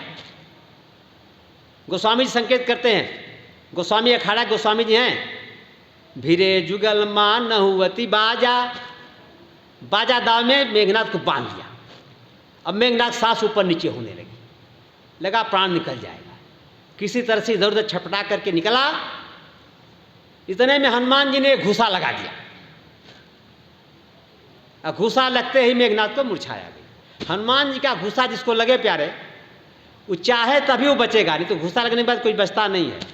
रावण को मारा है घूसा, रावण को मूर्छाया गई। मेघनाद को घूसा मारा, मेघनाद को मूर्छा गई। लंकनी को घूसा मारा, लंकनी खून फेंकते हुए उसको मूर्छा गई। ये रावण, ये हनुमान जी का घूसा है। और जब मेघनाद मूर्छित हो गया तो हनुमान जी फिर आराम से पेड़ पर चढ़ गए। जब इसको होश आया तब सोचा ये तो बंदर बड़ा भारी पड़ रहा है, और निर्णय लिया कि जीत न जाई प्रभंजानी जाया, जीत न जाई, मेरे समर्थ के बाहर का ये बंदर, मैं इससे जीत नहीं पाऊंगा। मेघनाद समझ गया, एक घूसा और बाजा दाव में भिड़ने के बाद मेघनाद समझ गया कि अब इस बंदर से मैं नहीं पार पा सकता। इसको तो मल्लयुद्ध के सारे नियम पता है, सारा दाव ये जान रहा है। धोबिया पाठ मार देगा, मल लगा देगा, बाजा दाव चढ़ा देगा, उल्टी दाव मार देगा, मैं कहाँ तक बचूंगा। तब क्या करें, पिताजी के सामने कौन मुँह लेके मैं जाऊंगा। तो छल करना शुरू किया। छल से भी हनुमान जी को नहीं जीत पाया। तब ब्रह्मास्त्र तहि साधा कपि मन कीन्ह विचार, जौन ब्रह्म शर्मानौ महिमा मिटई अपार। अंत में ब्रह्मास्त्र का सहारा लिया मेघनाद। ये हम लोग जो जनेऊ धारण करते उपनयन, ये ब्रह्मास्त्र है। ये ब्राह्मणों का खास करके ब्रह्मास्त्र है। अब तो समय बदल गया। पहले पंडित जी लोग किसी में नाराज होते थे तो जनेऊ से ही गर्दन कस के राम नाम सत्य कर देते थे, बरम हो जाते थे, ब्रह्माग्नि लग जाती थी परिवार में। तो ये ब्रह्मास्त्र है, ब्राह्मणों का अस्त्र है, ब्रह्मा जी का अस्त्र है। मेघनाद ने ब्रह्मास्त्र का प्रयोग कर दिया। हनुमान जी चाहते तो 3 धागे को तोड़ने में कितना प्रयास करना पड़ता, खट दे मारते टूट जाता, लेकिन नहीं। सोचा कि अगर मैं इसका पालन नहीं करूंगा, मर्यादा नहीं देखूंगा, तो जो न ब्रह्म सर मानो तो महिमा मिटे अपार, ब्रह्मा जी की अपार महिमा समाप्त हो जाएगी। बध जाना ठीक है, बध गए। और ब्रह्मास्त्र का एक नियम और होता है, मेघनाद को नहीं पता है।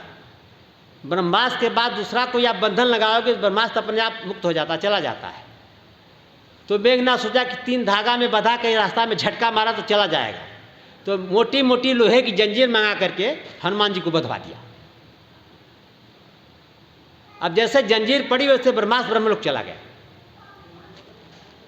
हनुमान जी चाहते तो जंजीर को तोड़ के मुक्त हो सकते थे, लेकिन रावण का दरबार देखना चाहते थे। जामुन जी ने कहा था कि देख करके सब आना क्या व्यवस्था विधान है, तब बताना, तो इससे हम लोग रणनीति तैयार करेंगे, लड़ाई शुरू करेंगे। तो रावण का दरबार देखना है। हनुमान जी बध गए। बाबा विश्वनाथ जब माँ पार्वती की कथा सुना रहे थे सुंदरकांड की, तो बाबा ने कहा, देवी जा सुनाम जपि सुनहु भवानी, भव बंधन काटहि नर ज्ञानी, सो कि बंध तर कपि आवा, प्रभु कारज लगी कपि ही बधावा। देवी, जिसका नाम लेने से संसार के सारे प्राणी भवसागर से मुक्त हो जाते हैं, उसका नाम रात दिन लेने वाला, उसका प्यारा आनंद सेवक, किशोरी जी का प्रिय, ये भला बंधन में कभी आ सकता है? लेकिन नहीं, क्यों आ गया? कहा प्रभु कारज। शंकर जी की टिप्पणी है इस प्रसंग पर, प्रभु कारज लगी कपि ही बधावा। भगवान के काम के लिए हनुमान जी बच गए। मेघनाद बड़ा सीना फुलाते हुए लगा, जग जीत लिया है। हनुमान जी को लेकर के दरबार में पहुंचा। छोटे छोटे बच्चे, कोई बंदर आ जाए तो पीछे सब खोद रहे हैं, कोई मार रहा है, कोई ढेला फेंक रहा है। हनुमान जी चुपचाप जा रहे हैं। दरबार में पहुंचे, रावण का दरबार देखे, लेकिन हनुमान जी को जरा सा दहशत नहीं हुई। क्या दरबार में देखे कि कर जोरे सुर दिसिप विनीता, सकल बिलोकत भिकुटि सभीता। सारे देवता दरबार में हाथ जोड़ करके खड़े हैं। इंद्रदेव, कुबेर, वरुण, शनिदेव, जमदेव, कुबेर, जितने देवता हैं सब हाथ जोड़ करके रावण की तरफ देख रहे हैं, कहीं उसकी भृगु टेढ़ी हो जाएगी तो हम लोगों का सत्यानाश हो जाएगा। सब खड़े हैं, कर जोड़े, हाथ जोड़े हुए सारे देवता और सारे दिक्पाल, दिसिप बने दिक्पाल, दिशाओं के रक्षक, ये भी सब खड़े हैं और सब डर रहे हैं। हनुमान जी के पिताजी भी हाथ जोड़े खड़े, ध्यान दीजिएगा, पवन देव भी है। हनुमान जी को बड़ा बुरा लगा कि जिसका बेटा इतना समर्थवान, उसका बाप हाथ जोड़ के इस निशाचर की पहरेदारी कर रहा है, या खड़ा है, डर रहा है। हनुमान जी ने मन में, पवन देव की ड्यूटी लगी थी कि जो पेड़ पत्तों से पत्तियां गिरती थी तो पवन देव उसकी सफाई झाड़ू लगाते थे, ये पवन देव की ड्यूटी थी। ब्रह्मा जी आके वेद सुनाते थे और शंकर भगवान, ये रावण कैलाश पर्वत पर जाता था शंकर जी की पूजा करने के लिए। तो एक बार गया तो इसके पता नहीं मन में क्या आया, बाम इसकी खुजली हो रही थी। सो कौतुक शिवशैल उठावा, खिलवाड़ में कैलाश पर्वत को उखाड़ लिया। अब उस पर कार्तिकेय भगवान हैं, गणेश जी हैं, नंदी हैं, माँ पार्वती जी हैं, सब डगमगाने लगे। शंकर जी के क्या कर रहा है, नीचे रख नीचे रख नीचे रख। बहुत कहने पर तो फिर कैलाश को स्थापित किया। पार्वती जी ने कहा कि भगवान ये आपका चेला ठीक नहीं है, ये आता है तो कभी गणेश जी को छेड़ देता है, तो कभी कार्तिकेय को छेड़ता रहता है, तो कभी आपके सांपों से खेलने लगता है, तो कभी नंदी को परेशान करता है। तो भगवान ने कहा, बाबा विश्वनाथ ने, क्या करे, अब चेला है तो चेला है भाई, क्या करें, रोज आता पूजा करने, उसकी निष्ठा है। महाराज रावण के अंदर अगर अभिमान को आप निकाल दें, एक बार बापू कथा श्रीलंका में हुई तो नाम रखा था कथा का महात्मा रावण। तो इस पर देश में बड़े बड़े विद्वानों ने टीका टिप्पणी किया कि रावण महात्मा कब से हो गया, लेकिन रावण सचमुच महात्मा था।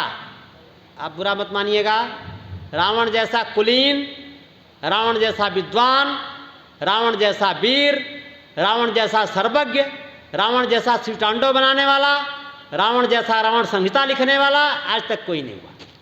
ये सब शीर्ष पर स्थित हैं, जिसका जिसका मैंने नाम आपको सुनाया है। सारे गुणों को अभिमान ने मटिया मेट कर दिया, उसका अभिमान उसको हो गया। और उसी अभिमान में सीता जी का हरण किया था। नृपाभिमान मोह बस किंबा हरियाणे सीता जगदम्बा, सीता जी का हरण कर लिया था। तो माँ पार्वती ने कहा कि इसको समझा दो, इसको मना कर दो, कल से मत आए। तो भगवान शंकर ने जुक्ति लगा ली। जुक्ति हमारे यहाँ बड़ी मशहूर है। भगवान शंकर ने भी जुक्ति निकाली। रावण से कहा, देख भाई तू ऐसा कर कि अब तुम कल से मत आना। अरे गुरुजी आपकी पूजा कैसे होगी, मैं स्वयं लंका आ जाऊंगा, तुमसे पूजा करा लूंगा, फिर कैलाश आ जाऊंगा। तुम जो आते जाते थे, आने जाने काम मैं करूंगा। तो ब्रह्मा जी जाके रावण को वेद पढ़ाते थे, सुनाते थे। रावण की लंका में भगवान शंकर जाके रावण से पूजा करवाते थे। ऐसा रावण का प्रताप है। इतना प्रताप को देख करके हमारे हनुमान जी के मन में कोई भी दहशत नहीं हुई। हनुमान जी एकदम जैसे हाथियों के मतियाले झुंड में शेर दहाड़ता, अकेला शेर दहाड़ता हुआ चला जाता है, ऐसे हनुमान जी सिंह की तरह से दहाड़ते हुए बधे हैं, फिर भी चेहरे पर चमक बनी है।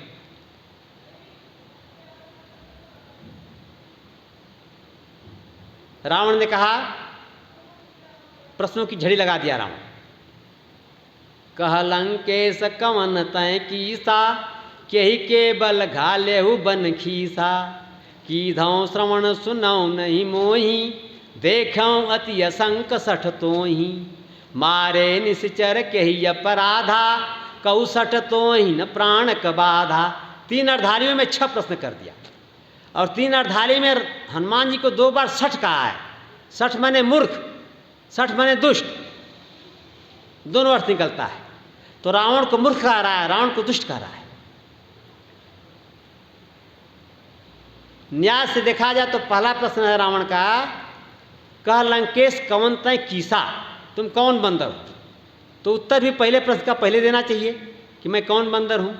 लेकिन हनुमान जी का न्याय देखिए, हनुमान जी अपना नाम जल्दी नहीं बताना चाहते, अपने प्रभु का नाम, अपने प्रभु का जस गान करना चाहते हैं। हनुमान जी ने अपना नाम नहीं बताया। दूसरा प्रश्न पूछा था कही के बल, भगवान का आदेश है बल बताना है, तो हनुमान जी को मन मांगी मुराद मिल गई। रावण पूछ रहा है कही के बल, अपने बल से या किसी दूसरे के बल से? कही के बल, घाले से बन खीसा, वन को जार दिया और राक्षसों का संहार कर दिया। किसके बल पर? कीधौ श्रवण सुनो नहीं मोही, क्या तुमने मुझे कभी कान से नहीं सुना कि रावण भी एक विश्व विजयी है? देखो अति असंख्य शर्तों ही, तुम्हें मैं देख रहा हूं कि तुम्हारे जरा सा डर नहीं है, निडर हो। और फिर पूछता है रावण कि मारे निश्चय के ही अपराध, राक्षसों क्यों मारा? कौशट तो ही न प्राण का बाधा, तुझे अपने प्राणों का डर नहीं है? अब हनुमान जी बोलना शुरू की। सुन रावण ब्रह्मांड निकाया, पाई जासु बल विरचित माया, जाके बल बिरंची हर ईसा, पालत सिजत हरत दस सीसा, जा बल शीस धरत सहसानन, अंडकोश समेत गिरिकानन, धरे धरे जो बिबी दे सुरिताता, तुमसे सठन सिखावन दाता, हर को दंड जय खंजा, तय समेत निर्दल मद गंजा, जाके बल लव लेसते जितौ चराचर झार, तास दूत में जाकर हरियाण प्रियनार। बल पर इतना हनुमान जी बोल गए। पूछा किसके बल से? तो हनुमान जी ने क्या कि अपने बल से, ये नहीं कहा। हनुमान जी ने एक बार भी इतने अपने संभाषण में एक बार भी नहीं कहा कि हमने अपने बल से सारा काम किया है, अशोक वाटिका उजारी है, राक्षसों को मारा, अपने बल से नहीं। किसके बल से? भगवान का बल बताया। कहा कि जिसका बल पा करके, जिसके इशारे को पा करके माया तीनों त्रिलोक की रचना करती है। पाई जासु बल विरचित माया, माया जो है पूरे संसार का, त्रिलोक का निर्माण करती है, जिसका थोड़ा सा बल पा करके माया। और जिसके बल से ब्रह्मा सृष्टि करते हैं, विष्णु पालन करते हैं और भगवान शंकर संहार करते हैं। थोड़ा सा बल ब्रह्मा को मिला, थोड़ा सा विष्णु को मिला, थोड़ा शंकर को मिला। तो ब्रह्मा सृष्टि बनाने लगे, विष्णु पालन करने लगे, भगवान शंकर संहार करने लगे। पालत सिजत हरत दस सीसा, पालन करते हैं, सृजन करते हैं, हरण करते हैं, नाश करते हैं। और जिसका थोड़ा सा बल पा करके, जाबल शीर्ष धरत सानन, शेषनाग, जिसके सहस्त्र मुख हैं, सहस्त्र फन हैं, अपने फण के ऊपर पृथ्वी को धारण करते हैं। जाबल शीर्ष धरत सानन, अंड को समेत गिरकानन, बड़े बड़े पर्वत, बड़े बड़े जंगलों को, सारे संसार को अपने फण के ऊपर कैसे धारण करते हैं? जैसे एक सरसों का दाना। जाबल शीर्ष धरत सानन, अंड को समेत गिरकानन। और तुमसे सठन सिखावन दाता, धरे जो विवेह दे सुरताता। तुम्हारे जैसे दुष्टों को, हिरण्यकशिपु को, हिरण्याक्ष को, प्रतापभानु को, रावण को, कुंभकर्ण को, मेघनाथ को, इन सबको शिक्षा देने के लिए अनेक प्रकार का, कभी सूकर, कभी कुकर, कभी टूकर, कभी बराह, कभी निसिंग, पता नहीं क्या क्या रूप भगवान बनाते रहते हैं। और तुम सबों को सिखा करके तुम लोगों का उद्धार करते रहते हैं। तुमसे सठन सिखावन दाता, हरे जो विविध देह, केवल मनुष्य देह नहीं, ध्यान दीजिएगा, केवल मानव अवतार में भगवान नहीं आते हैं। सबसे पहला अवतार भगवान कच्छप अवतार है, बराह अवतार है, मत्स्य अवतार है, नृसिंह अवतार है, वामन अवतार है, परशुराम अवतार है, राम अवतार है, कृष्ण अवतार है। 10 अवतार हैं। वैसे तो 24 अवतार की संकल्पना दी गई, लेकिन हमारे गोस्वामी जी 10 अवतार को प्रधानता देते हैं। तो तुम्हारे जैसे दुष्टों को सिखाने के लिए हमारी सरकार अनेक रूप में आते हैं, तुम लोगों को सिखाते हैं, तुम लोगों का उद्धार करते हैं। और तुम भी जनकपुर गया था, रावण को भी और बाणासुर को भी, दोनों को निमंत्रण महाराज जनक का मिला था, सीता स्वयंवर का, और दोनों गए थे जनकपुर में, दोनों गए थे। तो हनुमान जी याद दिला रहे हैं कि तुम भी वहां गया था और देखा था कि हर को दंड, भगवान शंकर का इतना भयंकर धनुष था, उसको जिसने तोड़ा, और उस धनुष को तोड़ करके वहाँ जितने राजा बैठे थे सबको मानो संदेश दे दिया कि आज विश्व विजय का पताका मेरे सिर पर बंधने वाला है।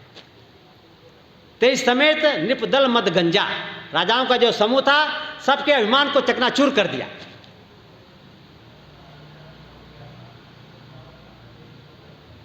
हर कोडन कठिन जयी भंजा, तेज समेत नृपदल मद गंजा।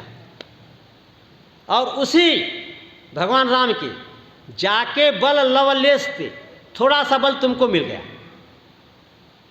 बड़ा उग्र तपस्या किए थे तीनों भाई, तो थोड़ा सा बल तुमको ही मिल गया। जाके बल लवलेश थे, जीते चराचर झार, पूरे संसार को थोड़ा बल पाके तुमने जीत लिया। अब हनुमान जी अपना परिचय देते हैं, तासु दूत। बल अपना कोई नहीं बताया, सारा बल किसका है? मेरे राम जी का है। और मैं कौन हूं? पूछा था ना तुम कौन हो? कल लंकेश कौन थे किसा? तो बल की चर्चा पहले किया, इसके बाद अपना परिचय दे रहे हैं। तासु दूत जाकर तय हर यानो प्रिय नार, जिसकी तुम प्रिय नारी को चुरा लाया है उसका मैं दूत हूं। गोस्वामी जी की ये व्याख्या है। और महर्षि वाल्मीकि इसी सुंदर कांड को, इसी प्रसंग को हनुमान जी का परिचय कैसे देते हैं, बड़ा सुंदर प्यारा श्लोक है, आपको श्रवण कराएं। दासोहम कौशलस्य रामस्य कृष्णकर्मण, हनुमान शत्रुनाम निहंता मर्तात्मज, न रावण शास्त्रम में युद्धे प्रतिबलम भवेत, शिलाभिस्प्रहर्त पातशर्त अर्धयित्वा पुरीं लंकाम अभिवाच्य मैथिलीं समृद्धार्थो गमिष्यामि। हनुमान जी कहते हैं कि दासोहम कौशलेन्द्रस्य, कौशलेंद्र भगवान राम का मैं दास हूँ। और रामस्या कृष्णकर्मण, हनुमान के जितने अघटित होने वाले काम हैं उसको मैं करता हूँ, साधारण काम को नहीं। कृष्णकर्मण, जो भगवान राम के टेढ़े काम हैं उसको मैं करता हूँ, रामस्या कृष्णकर्मण।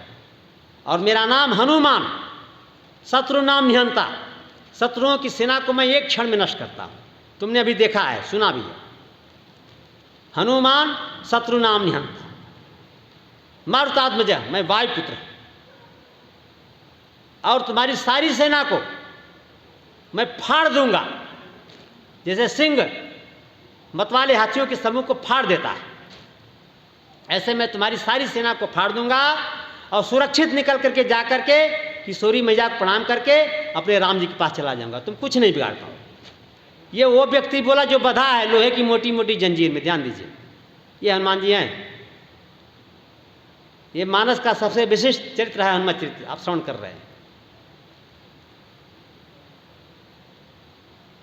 रावण ने कहा, अरे बंदर तू बड़ी बड़ी बात करता है। और रावण ने एक और सवाल किया था कि तुम मेरे प्रभुता को नहीं सुना क्या? कि दव श्रवण सुनौ नहीं मोही, क्या तुमने नहीं सुना था कि रावण कितना बड़ा प्रतापी है? तो हनुमान जी ने कहा, सुना था। क्या सुने थे? कहा, एक बार तुम सहस्त्राबाहु से लड़ाई करने के लिए गए, पराजित हो गए। और एक बार बाली से लड़ने के लिए गए किष्किंधा पर, वहाँ भी पराजित हो गए। अब बाली ने 6 महीना अपने काख में तुमको दबा के रखा था, तुम्हारा पराक्रम में सुना। और कुछ बताओ कि चुप हो जाऊं? रावण सकपका गया, शांत हो गया कि तो बड़ा इतिहास जानता है, इतिहास बेता लग रहा है। तो पुराण की इतिहास की बात सब उसको पता है। मैं सब जानता हूं, जहां जहां गया जो जो परिणाम मिला, रिजल्ट निकला है। अब रावण खिसिया गया, अरे क्या देखते हो, इस बंदर को पकड़ो मार डालो। बंदर तो बधा ही था। रावण का कहना क्या, सारे राक्षस दौड़े मारने के लिए। हनुमान जी सोच रहे हैं कि अशोक वाटिका में तो हमको संकेत मिल गया, बल कैसे बताना है, बल बता दिया इसको। यहाँ आ गए, जंजीरों में बधा हूँ और ये मारने के लिए सब राक्षस दौड़ रहे हैं। तो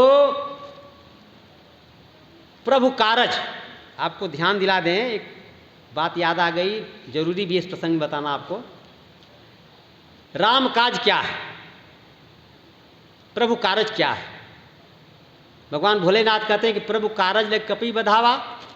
भगवान काम से हनुमान बध गया और हनुमान जी ने स्वयं कहा मैनाक पर्वत से कि राम काज कीन्हे बिना मोहि कहा विश्राम। तो राम काज क्या है? सारे यहाँ विद्वत समाज बैठे हुए हैं, आप चिंतन करें, सोचे, जरा स्मृति पर जोड़ दें। राम काज क्या है? राम जी की प्रिया सीता जी को रावण ने चुरा लिया था, तो सीता जी का पता लगा लेना ही रामकाज है, कुछ और रामकाज है। उधर मैं आपका ध्यान ले जाना चाहता हूँ, आपकी बुद्धि को मैं उधर घुमाना चाहता हूँ कि रामकाज है क्या। गीता में भी, श्रीमद् गीता में, भगवद गीता में भगवान कृष्ण ने अर्जुन से कहा कि परित्राणाय साधूनां विनाशाय च दुष्कृताम, राक्षसों का संहार करने के लिए और साधु संतों की रक्षा करने के लिए और संस्थापना धर्म की स्थापना करने के लिए संभवामि जुगे जुगे, मैं हर युग में अवतार लेता हूं। तो राम काज धर्म है। और ये धर्म क्या है? मां पार्वती ने भगवान शंकर से पूछा, कथा प्रारंभ होने के पहले ही पूछा था, जब कथा शुरू की गई। राम, ध्यान दें, गोस्वामी जी ने मानस में 3 अवतार का वर्णन किया है। सावधानी सुनिएगा। 2 सबको पता है, तीसरा बिरला कोई जानता हो, मैं तो बताने के लिए आया हूं। एक राम जी का अवतार हुआ, विप्रधेन सुरसंत हित लीन मनुष्य अवतार, राम जी का अवतार हुआ। और एक बहुत कहरी रावण अवतारा, रावण का अवतार हुआ। ध्यान दें, दोनों अवतारी पुरुष हैं। रावण सामान्य नहीं है।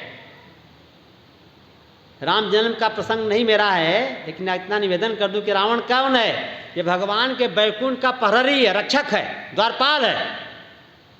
जय और विजय जान सब कोई, सभी लोग जानते हैं, एक जय है, एक विजय है। जय रावण बना, विजय कुंभकर्ण बना है। कथा विस्तार देने में समय निकल जाएगा। तो ये सामान्य नहीं रावण है, रावण का भी अवतार हुआ है। और रावण का अवतार राम जी से पहले हुआ है। जब रावण का अवतार हो गया, रावण ने अत्याचार बढ़ाया, तब राम जी का अवतार हुआ। 2 अवतार जो मानस का पाठ करते हैं सबको पता है। तीसरा अवतार बड़ा विचित्र अवतार है। सब कर उत्तरकांड, सब कर निंदा जे नर करहीं, सब कर निंदा जे नर करहीं, होई चमुगादर तेयवतरहीं, होई चमुगादर तेयवतरहीं। एक तीसरा अवतार गोस्वामी जी बताते हैं कि जो सबकी निंदा करते हैं, सबकर निंदा जे नर करे, जो सबकी निंदा करते हैं अनायास, उनकी आदत है निंदा करने की। ऐसे निंदक पुरुष का जन्म चमगादड़ के रूप में अवतार होता है पृथ्वी पर। ये चमगादड़ बड़ा विचित्र पक्षी है। क्या इसे पक्षी क्या कहूँ? क्योंकि मेरा विषय है, इसलिए इसे पक्षी हम नहीं कह सकते। ये स्तनधारी है, पक्षियों जैसा उड़ता है और हमारे आप जैसा अपने बच्चों को दूध पिलाता है। पक्षियों का भी गुण है और स्तनधारियों हम लोगों का भी गुण है। जैसे हम लोग अपने बच्चे को दूध पिलाते हैं, हमारी माँ पिलाती हैं, वैसे चमगादड़ भी अपने बच्चे को दूध पिलाती है। तो उड़ता है इसलिए पक्षी और दूध पिलाता है इसलिए स्तनधारी। तो जो सबकी निंदा करते हैं, ऐसे विचित्र पक्षी होते हैं जिनको दिन में नहीं दिखाई देता, रात में दिखाई देता है और उल्टे होकर लटके रहते हैं। निंदा करो। तो एक तीसरा अवतार गोस्वामी जी ये दुर्गुणों की जब चर्चा कर रहे हैं, तो भैया इसका मतलब क्या? आप किसी की निंदा से बचो, बड़ाई करो चाहे न करो, कोई बात नहीं। एक दिन मैं और निवेदन किया था, निगेटिव थिंकिंग नहीं होनी चाहिए। किसी की भलाई करो न करो, काम बन जाएगा, लेकिन किसी की बुराई मत करो। किसी की सहायता करो न करो, अच्छी बात है, लेकिन किसी का पैर मत खींचो। सिंहिका की तरह से कि रहती है समुद्र में, आसमान में उड़ने वाले का पैर खींच देती है। सत्य बोलो चाहे नहीं बोलो, लेकिन झूठ मत बोलो।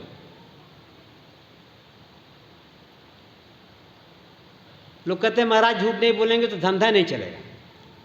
कहते हैं कि झूठ अगर नहीं बोलेंगे तो धंधा नहीं चलेगा। 5 रुपया का ला के 50 रुपया बताना पड़ता है। तो इतना क्यों आप कमाते हो? कम कमाओ ना। ज़्यादा कमा के भी जब नमक रोटी खाना है, ब्लड प्रेशर हो जाएगा, डॉक्टर नमक खाना मना कर देगा। शुगर होगा तो गुलाब जामुन आप खा नहीं सकते, चोरी से भले रात में फ्रिज खोल के खा लें, पत्नी खाने नहीं देगी गुलाब जामुन, तो क्या करोगे ज़्यादा पैसा कमा के? और ज़्यादा कमाओ अगर,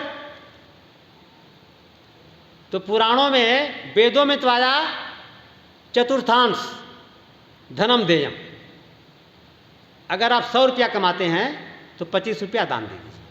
100 रुपया वाला 25 रुपया दे देगा, लेकिन जो 100 लाख कमा रहा है वो 25 लाख नहीं देगा, उसकी नानी मर जाएगी। कहा गरीब बाप, जब इतना दान करना है 25 लाख,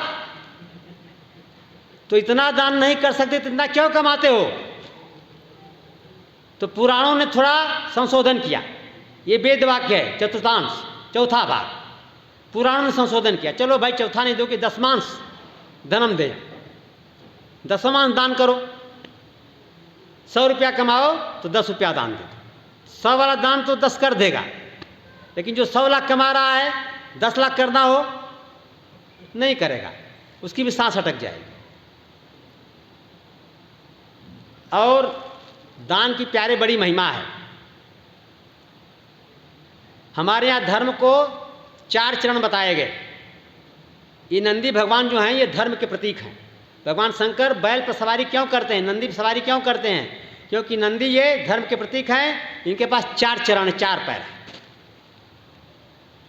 सतयुग में धर्म का चारों पैर, चारों चरण सुदृढ़ होता है, इसलिए सतयुग में सब कुछ बिना मांगे मिल जाता है। त्रेता में धर्म का 1 चरण टूट जाता है, 3 पैर का बैल हो जाता है, और द्वापर में 2 पैर टूट जाता है, 2 पैर पर बैल चलता है। और कलयुग में इतने पापी बढ़ जाते हैं कि धर्म के 3 चरण को तोड़ देते हैं, केवल 1 चरण बचता है। कौन चरण? दान वाला। इसलिए गोस्वामी जी उत्तरकांड में संकेत करते हैं। क्या संकेत करते हैं? कि प्रगट 4 पद धर्म के, कलिमहु एक प्रधान, येन केन विधि दीने दान करे कल्याण। किसी भी प्रकार से, किसी भी को। अब आप सत्पात्र खोजोगे तो कलयुग में सत्पात्र मिलना बड़ा मुश्किल है, और अगर सत्पात्र है तो उसको आपके दान की जरूरत नहीं है। वो तो ऐसे प्यारे मस्त है, मिले तो भी मस्त है, नहीं मिले तो भी मस्त है। मस्त राम के सोटे से, सोटा उठा चल दिया। नमक रोटी मिलेगा, प्रारब्ध से मिल जाएगा, उसकी चिंता नहीं है। देखिए हम आप परेशान ज़्यादा क्यों हैं? हमें आपको भगवान के विधान पर विश्वास नहीं है।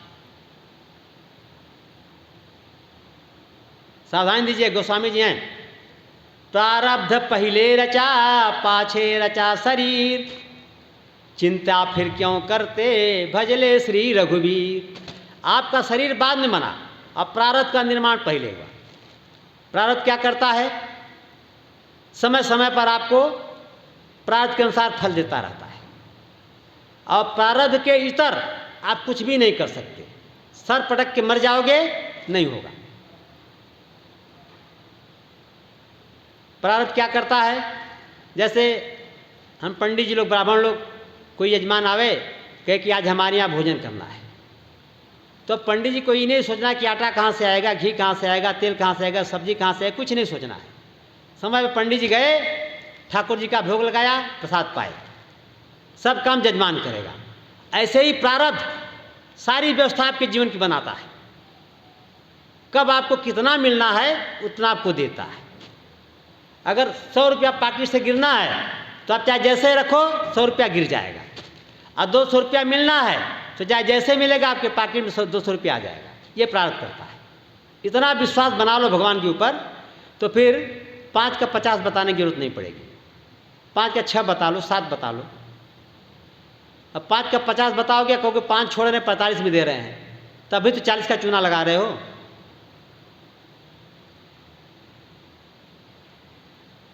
तो प्रारब्ध ये करता है। एक व्यक्ति था, गरीबी से बहुत त्रस्त हो गया, बहुत परेशान हो गया। तो किसी पंडित जी ने, किसी ज्योतिषी ने बताया कि तुम्हारा मकान ये ठीक नहीं है, इस मकान को छोड़ दो तो तुम सुखी हो जाओगे, धन संपत्ति मिल जाएगी, निहाल हो जाओगे। उसने निर्णय कर लिया कि इस मकान को हम छोड़ेंगे। सारा अपना थोड़ा बहुत जो सामान था उसके पास, उसको समेटा और जाने के पहले घर में एक दीपक जला के रखा कि कुछ दिन दीपक जलेगा, फिर तो बुझ ही जाएगा, अब इस घर को छोड़ेंगे। ताला बंद किया, चल दिया। उसको ध्यान में आया कि मेरी कोई एक सामान रह गई है, मान लो थाली एक रह गई हो, लोटा रह गया, कुछ भी छूट गया था उसका। तो आया, फिर ताला खोला, कि सामान को ले ले, तो फिर ताला बंद करके चले। तो ताला खोल के देखा कि जो दीपक जलाया गया था उसमें जो तेल पड़ा था, उस तेल को लेकर के काला कलूटा मोटा आदमी खूब शरीर पर मालिश कर रहा है। देख के डर गया, कहा भैया आप कौन हो? ये मेरा घर, अभी 10 कदम भी मैं नहीं गया था, कौन घुसा है घर में? तो उस काले कलूटे व्यक्ति ने कहा मैं तेरा प्रारब्ध हूं।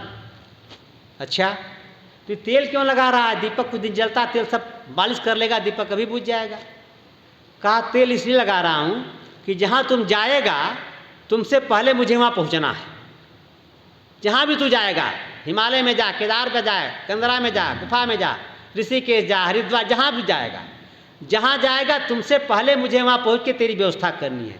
माने जो यहां मिल रहा था वही तुम्हें वहां भी मिलेगा। समझ गया आपने? ये प्रारब्ध है। तो क्यों चिंता करनी? भगवान का भजन छक के करो, राम राम करो, कृष्ण कृष्ण करो, राधे राधे करो, जिसका जिसमें निष्ठा है। नाम जपो, नाम। इस कलयुग में नाम जप से बड़ा कोई साधन नहीं है, नाम जपिए। अब प्रारब्ध में जो भी लिखा है मिलेगा। हमारे प्रारब्ध में था कि 9 दिन हम अमृतसर में मस्ती करेंगे, कथा सुनाएंगे, आनंद करेंगे। मस्ती कर रहे हैं।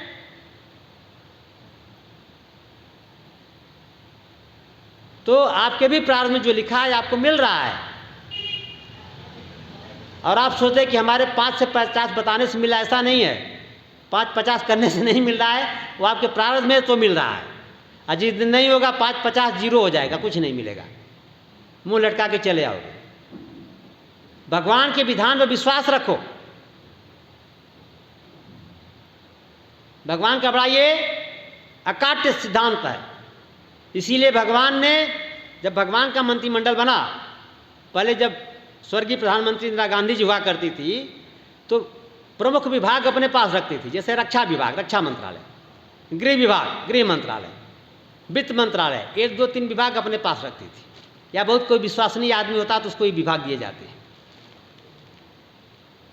तो ठाकुर जी ने जब अपना संविधान बनाया, अपनी संसद तैयार की, तो 6 विभाग अपने पास रखा। 6 को किसी को नहीं, किसी मंत्री को नहीं दिया। क्या क्या? सावधानी सुनिएगा। अयोध्या कांड का, गुरु वशिष्ठ के वाक्य अयोध्या कांड का दोहा है। हानि, लाभ, जीवन, मरण, जस, अपजस, ये 6 विभाग, इसमें धांधली ना होने पावे, इसमें सोच सिपाही न लगने पावे, इसे ठाकुर जी ने अपने पास रखा। आपका जब हानि होना है प्रारब्ध के अनुसार तो आपका हानि हो जाएगा, कोई सिफारिश नहीं काम करेगी। लाभ होना है तो लाभ हो जाएगा। जन्म मिलना है, जीवन मिलना है तो आप मरते मरते बच जाओगे। अब मरना है तो जीते जीते मर जाओगे, रास्ता चलते मर जाओगे। अभी मैं कुछ दिन पहले पेपर में देख रहा था कि एक हमारी सेना का लड़ाकू विमान उड़ान भरा और 2-3 महिलाएं बेचारे अपने मकान में सो रही थी। छत पर विमान गिरा, छत टूटा, महिलाएं तीनों की तीनों खत्म हो गई। बगल वाले मकान का भी छत टूट गया।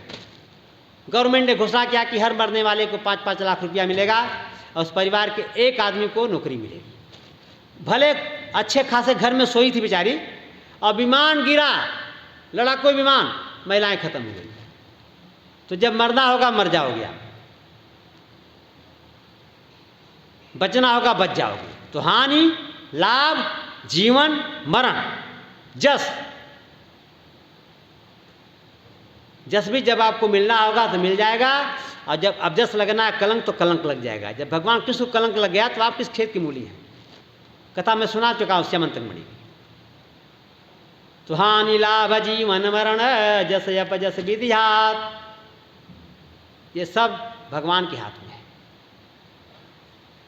सुनो भरत भावी प्रबल, विलखि कह मुनिनाथ, हानि, लाभ, जीवन, मरण, जस अपजस विधिहात। भैया भरत जी को समझाते हुए वशिष्ठ जी कह रहे हैं कि 6 विभाग भगवान के हाथ में है। यहाँ मेरी भी सिफारिश काम नहीं करेगी भरत। वशिष्ठ जी का अभिप्राय यही है कि यहाँ मेरी भी सिफारिश, मेरी भी सामर्थ्य काम नहीं करेगी, क्योंकि ये 6 विभाग भगवान ने अपनी मुट्ठी में बंद कर रखा है ताकि इसमें धोखाधड़ी न हो। तो आप काहे को चिंता करते हो, काहे परेशान हो? मिलेगा प्यारे, जरूर मिलेगा, लेकिन जितना आपकी लायकात है, जितना आपने अयोध्या कांड की ही अर्धाली है, बाबा सोलुनीय अल्लाही जो दीना, तो लही जो दीना एक फिल्म में एक फकीर गा रहा है कि औलाद वाले फूलो फलो, उसी को मिला है जिसने दिया है। किसको मिला है? अगर आज कोई करोड़पति है तो ऐसे थोड़े है, कभी करोड़ रुपया दान किया तो आज उसको करोड़ रुपया मिला है। उसी को मिला है जिसने दिया है, दान किया है। सबको थोड़े मिल जाता है। औलाद वालों फूलो फलो। तो बाबा सोलुनीय, जो आप बोओगे वही काटोगे। बबूल बोओगे तो आम नहीं काटोगे, आम का फल नहीं मिलेगा, बबूल का कांटा मिलेगा, बबूल काटोगे। और पारिजात लगाओगे तब पारिजात का सुंदर फूल मिलेगा ठाकुर जी की सेवा करने के लिए। तो बाबा सोलुनी, जो बोओगे वो काटोगे। अल्लाह ही जो दीना, प्राप्त वही करोगे जो आपने दान दिया है पूर्व में। वही पूर्व का कर्म आपका प्रारब्ध बनता है, कोई फोकट में नहीं मिलता है। ठाकुर जी कोई मेहरबानी करके आपको नहीं दे देते हैं, वो आपके पूर्व में किए गए कर्मों का लेखा जोखा प्रारब्ध बनता है।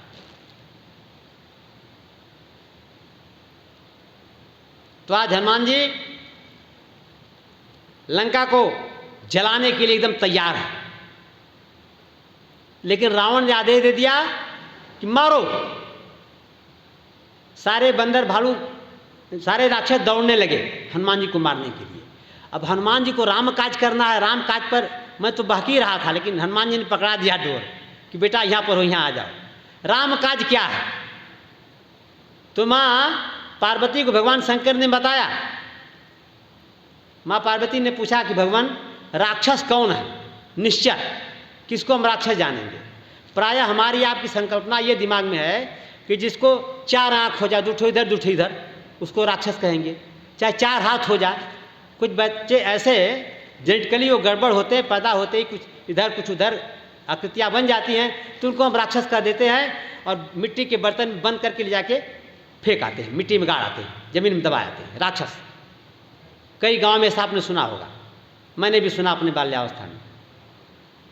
लेकिन इसको राक्षस नहीं कहते। राक्षस किसको कहते हैं? सावधानी सुनिएगा, सुनिएगा, चिंतन करिएगा और देखिएगा कि आप किस श्रेणी में हैं, आपका पड़ोसी किस श्रेणी में है। ये भगवान विश्वनाथ की परिभाषा है, जगत गुरु। जगत गुरु ही नहीं, भगवान के जगत गुरु हैं। भगवान भोलेनाथ त्रिभुवन गुरु हैं, ध्यान दीजिएगा। कृष्णम वंदे जगत गुरु मेरे पीछे है। भगवान भोलेनाथ तुम त्रिभुवन गुरु। वेद बखाना, गोस्वामी जी थोड़े बखान करते हैं। वेदों ने कहा कि भगवान विश्वनाथ त्रिलोक के गुरु हैं, त्रिभुवन गुरु। ये त्रिभुवन गुरु आज बता रहा है कि राक्षस कौन। सावधानी दीजिएगा।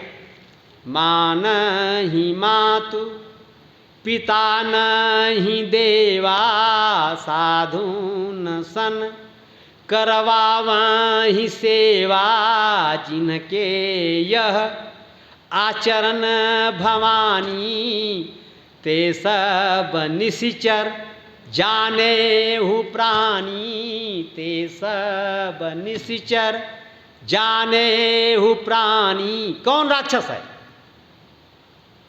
जो अपनी माता को नहीं मानता है, पहला लक्षण राक्षस का। माँ वृद्ध है, बीमार है, घर में पड़ी है, बेटा ऑफिस जा रहा है, माँ ने कहा बेटा 1 गिलास पानी दे दे। अरे ऑफिस को देरी हो रही है, अरे ऐसी तैसी ऑफिस। ऑफिस क्या है? बेटा का फर्ज बनता है कि माँ को पहले 1 गिलास पानी दे तब ऑफिस जाए। माँ की बात नहीं मानता है, माँ नहीं माँ तो। यही हाल पिताजी के साथ है। क्या बकबक करते रहते, पढ़े दे चुपचाप। आपका जमाना दूसरा था, हमारा जमाना दूसरा है। जमाना बदल गया महाराज। माता को नहीं मानते, जो पिताजी को नहीं मानते और देवताओं को नहीं मानते। माँ नहीं मातु, पिता नहीं देवा। और साधुन सन करवावें सेवा, साधुओं से सेवा करवाते हैं। ये 4 लक्षण बताया बाबा विश्वनाथ ने। माता को न मानना, पिता को न मानना, देवताओं को न मानना और साधुओं से सेवा करवाना। ये 4 लक्षण जिसके अंदर आप देखें, उसको दूर से प्रणाम कर दे, भैया दूर से राम राम, अच्छा, उसके पास मत जाइएगा, वो राक्षस है, आपको भी राक्षस बना देगा। संग का बड़ा असर पड़ता है। तो हनुमान जी को राम काज करना है, और लंका वाले, उनके अंदर 4 अवगुण है। न कोई माता को मानता है, न पिता को मानता है, न गुरु को मानता है, साधुओं का कमंडल छीन लेता है, साधुओं को मारते पीटते समय। अरे महाराज, अभी तो गनीमत है, कलयुग में अभी प्राथमिक चरण है, 5000 वर्ष हुआ द्वापर खत्म हुए, हम बड़े ठाठ से मस्ती से कथा बोल रहे, आप कथा सुन रहे हो। रावण के समय में क्या था? त्रेता में रावण था, लेकिन त्रेता में इतना धर्म का पतन हो गया, कितना पतन हो गया कि जहाजा धेनु द्विज पावई, नगर गांवपुर आग लगावई। जहाँ रावण पता लगता था कि इस गांव में ब्राह्मण रहता है, इस गांव में गायें रहती हैं, ये गौशाला है, 350 गायें रहती हैं, आग लगवा देता था। गौशाला जल जाती थी, ब्राह्मणों गांव जल जाता था। अस भ्रष्टाचारा भा संसारा, सुनिए धर्म सुनी नहीं काना। पूरे संसार में ऐसा भ्रष्टाचारण हो गया, धर्म की बात ही नहीं सुनाई पड़ती, धर्म समाप्त हो गया। तेहि बहुविध त्रासई देश निकासई, जो कह वेद पुराना। जो प्रवचन करते थे, कथा पुराण सुनाते थे, भागवत गीता सुनाते थे, उनको अनेक प्रकार से बहुविध त्रासई, डर देता था, धमकाता था, मारता था, और अंत में देश निकासई, देश निकासा कर देता था, जो कह वेद पुराण। इतना अत्याचार भैया, तब ठाकुर जी को आना पड़ा था। तो हनुमान जी ने सोचा कि आज लंका वालों को एक बार उनके माता की, उनके पिता की और देवताओं की मुझे याद दिलाना है। सीता जी का पता तो लग ही गया, ये भी काम हो जाए तो राम काज पूरा हो जाएगा। अभी कैसे होगा? हनुमान जी सोच रहे हैं, चिंतन कर रहे हैं। रावण का आदेश हो गया मारने के लिए। ऐसे ही समय में विभीषण जी महाराज पहुंचे। नाई शीस करी विनय बहुता, नीति विरोध न मारिय दूता। रावण को आकर के पहले प्रणाम किया विभीषण जी ने, कहा भैया मैंने सुना है अभी अभी कि आप इस दूत को मारने की घोषणा कर चुके हैं, आदेश दे चुके हैं, ऐसा मत करो आप। दूत अवध्य होता है। पाकिस्तान के एम्बेसी में भी जो इंडिया का एम्बेसडर है वो अवध्य है। पाकिस्तान गवर्नमेंट की ड्यूटी है उसकी रक्षा करना। हमारे देश में जो पाकिस्तान का एम्बेसडर है उसकी रक्षा करना हमारे देश की सरकार की जिम्मेदारी है। दूत अवध, ये राजदूत दूत ही हैं।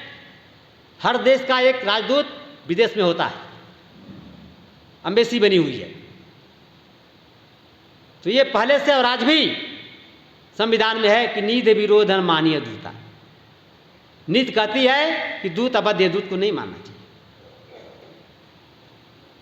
तो रावण ने कहा फिर क्या करें इसका, ये बड़ी बड़ी बात कर रहा है।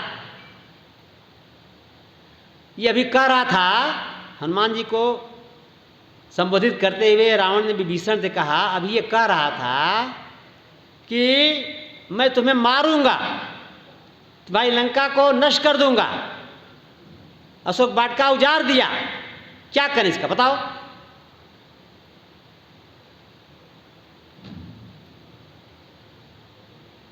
और जब रावण ने हनुमान जी को मारने की बात कहा तो हनुमान जी को अंदर से बड़ी हंसी आ गई। रावण ने कहा कि बंदर तेरी मौत आ गई है, तैयार हो जा मरने के लिए। तो हनुमान जी से रहा नहीं गया। हनुमान जी ने कहा, रावण तुम विद्वान बहुत है, तुम्हारी दृष्टि भी बड़ी दूरदृष्टि है, तूने देख लिया कि पिछले दरवाजे से मौत आ गई है, लेकिन ये नहीं पहचान पाया कि ये मौत मुझे लेने आई है कि तुझे लेने आई है।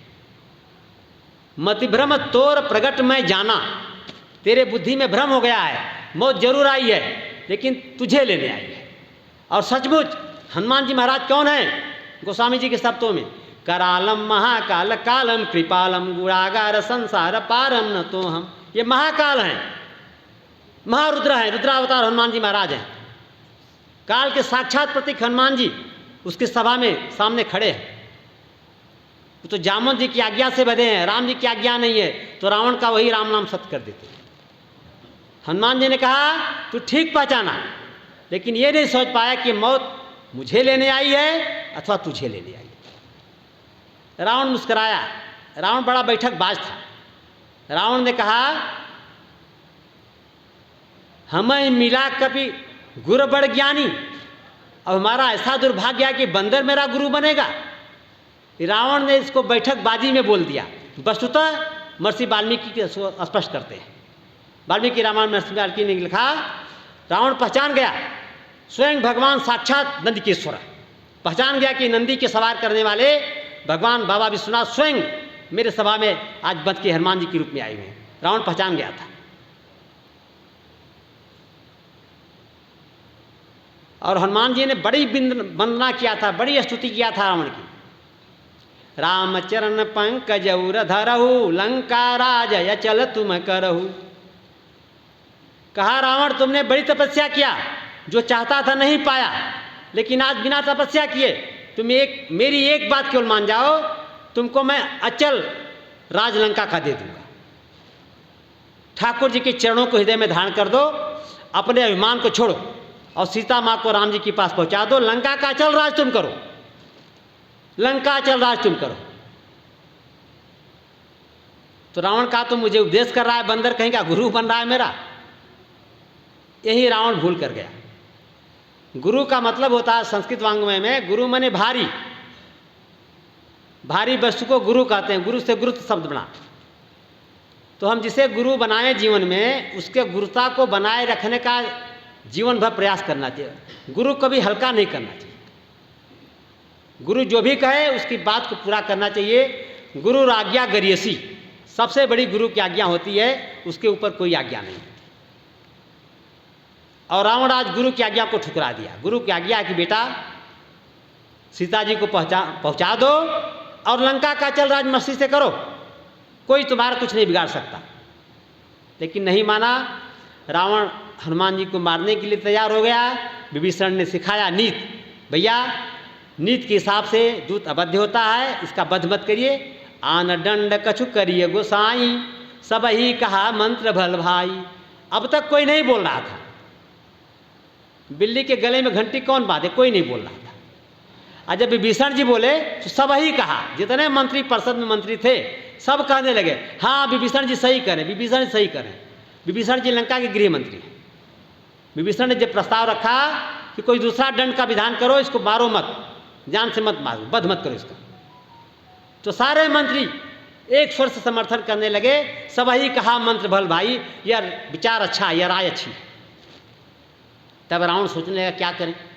तो रावण के ध्यान में आ गया, कप की ममता पूछ पर, सबई कहूँ समुझाए, तेल बोरी पट बांधि पुनि, पावक देहु लगाए। हनुमान जी बड़ा मुस्कराए, हे माँ सरस्वती आपको करोड़ों करोड़ों धन्यवाद है। मैं आया तो न मेरे पास माचिस थी न कपड़ा था, लंका कैसे जलती। सारी व्यवस्था भगवान ने मेरा बना दिया।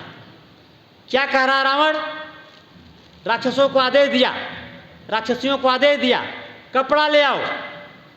ये नहीं कहा कि कपड़ा को बांध करके तेल गिराओ। ध्यान दीजिएगा, कपड़ा को पोंछ में लपेट करके तेल गिराया जाता तो हो सकता है कि अंतिम सतह तक तेल की बूंदें नहीं पहुंचती, तो ऊपर तक जहाँ तक तेल होता वहाँ तक कपड़ा जलता, फिर अग्नि शांत हो जाती, उसकी पूंछ हनुमान जी की बच जाती।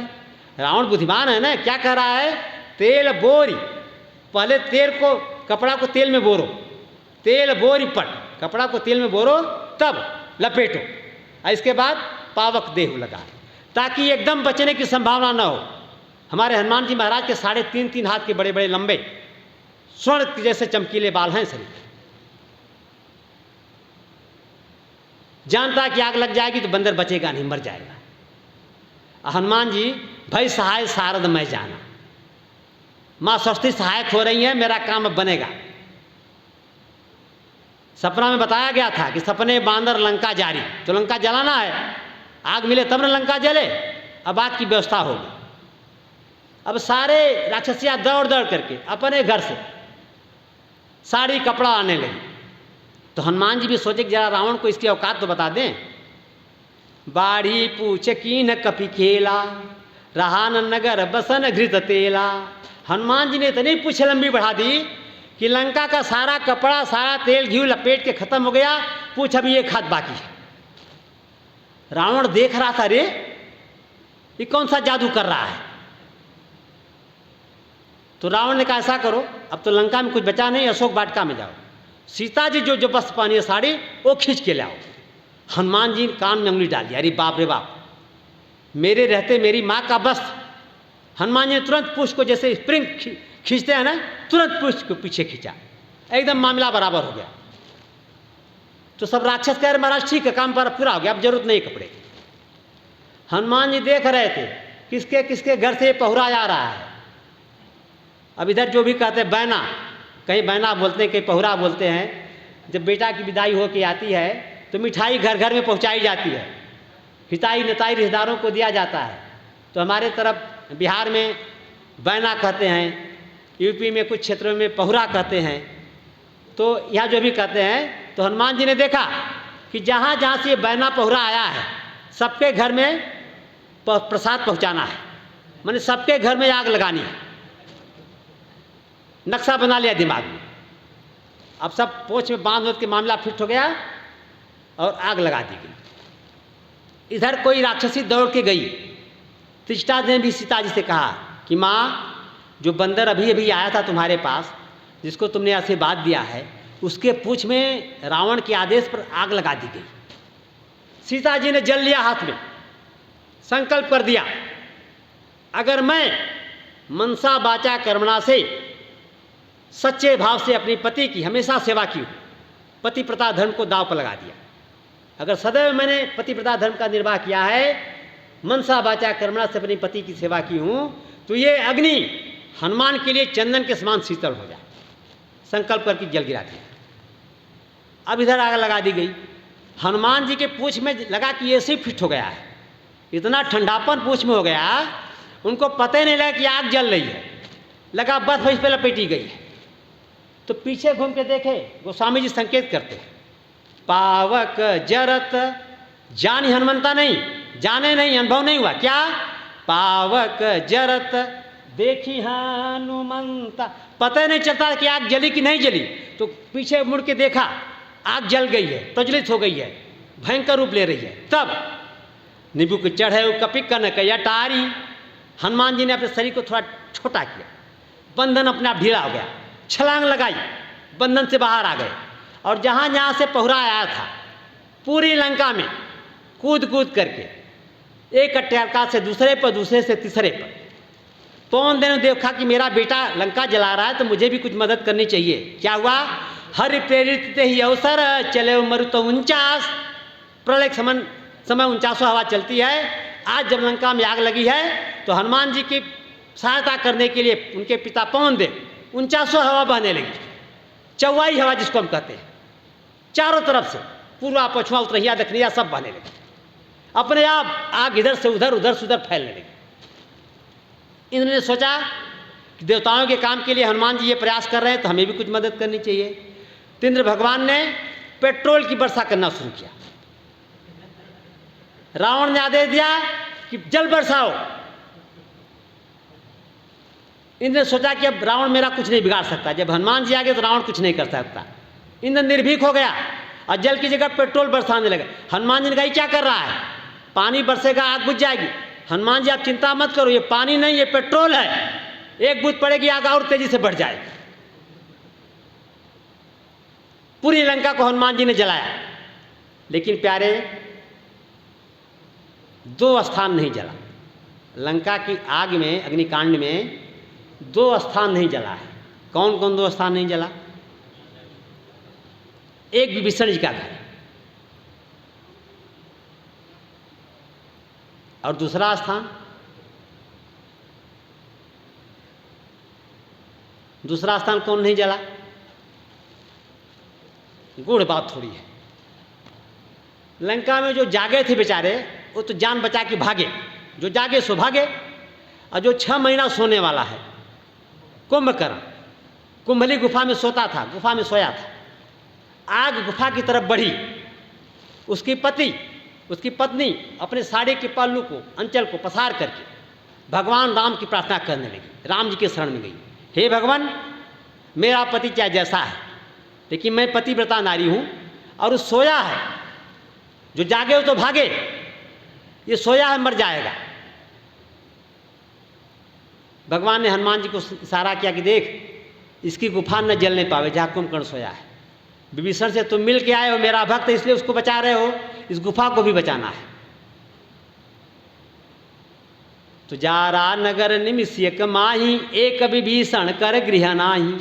विभीषण घर बचा और ये गुफा जिसमें कुंभकर्ण सोया था ये गुफा बची, बाकी सारी लंका धू धू करके जल गई। जैसे हम लोग दिवाली के दिन दीपक जलाते हैं, पटाखा जलाते हैं, दूर से जाके देखते हैं कैसा लगता है। हनुमान जी लंका जला करके समुद्र किनारे गए और देखे कि देखें लंका कैसी लगती है। तो लंका जले तो जलने के बाद जली वस्तु काली हो जानी चाहिए, राख हो जानी चाहिए, और लंका जितने जले उतने चमके। हनुमान जी कहने अरे ये तो पहले से भी ज़्यादा चमकने लगी। सारी सोने की लंका बनी हुई है और सोना जितना जलता उतना चमकता है। सोने की पहचान ही यही है, 24 कैरेट की 22 कैरेट की 20 कैरेट सोना को जला के उसकी पहचान होती है। हनुमान जी ने कहा कि ऐसे नहीं काम बनेगा। तो गोस्वामी जी संकेत देते हैं, व्याख्या हम लोग करते हैं। क्या गोस्वामी संकेत करते हैं? उलटी पलटी कपिलंका जारी, उलटी पलटी कपिलंका जारी, कूदी परे पूनी सिंधु मझारी। हनुमान जी ने लंका को उलट और पलट के जलाया। क्या मतलब? आपकी तरफ भी होता है, हमारी तरफ भी होता है। जब चना की फसल तैयार होती है, पकने के पहले, जैसे 10 दिन बाद फसल कटने लायक हो, तो उसके पहले चना को खाड़ के और आग में जला के भूनते हैं। उसको हमारी तरफ होरहा बोलते हैं, चने का होरहा। बहुत स्वादिष्ट होता है, नमक मिर्च से उसको खाते हैं। तो क्या लंका को भी गोस्वामी जी के लिखने का अभिप्राय है कि हनुमान जी ने चना के होरहे की तरह से उलट पलट के जा रहा, ऊपर का नीचे, नीचे का ऊपर? नहीं प्यारे, ये भाव नहीं है। रावण ने शनि को उल्टा करके बांधा था। शनि भगवान को रावण ने उल्टा करके अपने राजभवन में बांधा था। ये प्रतीक्षा में थे कि हम कब मुक्त हों।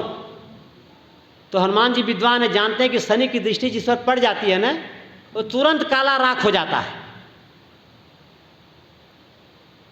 इसीलिए शनि की दृष्टि से मिला के उपासना लोग नहीं करते। सिग्नापुर में जाइए, शनि की मूर्ति नहीं है, पत्थर का टुकड़ा है। तो हनुमान जी गए और शनि को खोल करके सीधा कर दिए। कि एक काम करना पड़ेगा। क्या? कि जरा मेरे साथ चलो और एक बार लंका पर अपनी दृष्टि डाल दो। बस उलट पलट, जो शनि को बाधा था रावण ने, उसको उलट के पलट दिया, सीधा कर दिया, उलट पलट। और शनि की दृष्टि पड़ते ही पूरी सोने की रंग का जलकर राख हो गई, काली हो गई। अब हनुमान जी के अब मामला सही हुआ है। और जो श्रम हुआ था उसको शांत करने के लिए समुद्र में डुबकी लगाई, नहाया और लौट के माँ के पास आए। माँ को प्रणाम किया। समृद्ध धामों गमिष्यामि, वाल्मीकि रामायण। मैं सकुशल लंका जला के लौट जाऊंगा। माँ को प्रणाम किया, कहा कि माँ तुम मोहि दी जय कछु चीन्हा, जैसे रघुनायक मोहि दीन्हा। चूड़ामणि उतारी तब दयऊ, हर समेत पवन सुतलयऊ। हनुमान जी ने कहा, माँ जैसे राम जी ने हमको निशानी दिया था, आपको दिया तो आपको विश्वास हो गया, ऐसे आप भी कोई निशानी दे दो, हम राम जी को दे तो उन्हें भी विश्वास हो जाए कि हम आपसे मिल के जा रहे हैं। माँ बड़ी प्रसन्न हो गई और अपना आभूषण चूड़ामणि उतार करके हनुमान जी को दे दिया। हनुमान जी चूड़ामणि लेकर के आए और एक छलांग भरी समुद्र से लंका के वाले पार से, जहाँ बांदर भालू बैठ के प्रतीक्षा कर रहे थे, वहाँ पहुँच गए। और सारे बांदर भालू वहाँ अब न तब प्राण गया। 1 महीना पूरा होने को अगर हनुमान जी नहीं आए तो सुग्रीव सबको मार डालेगा। 1 महीने का समय मिला है, तब तक हनुमान जी पहुँच गए। गोस्वामी जी लिखते हैं, राखे सकल कपिन के प्राणा। सारे बंदरों का प्राण जाने वाला है।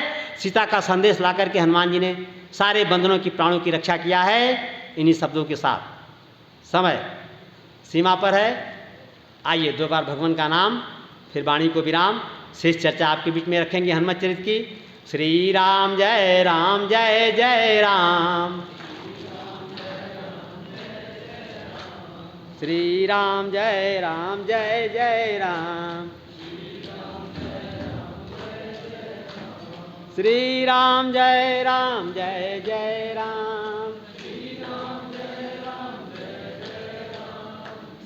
राम जय जय राम। श्री राम जय जय राम। श्री राम जय जय राम।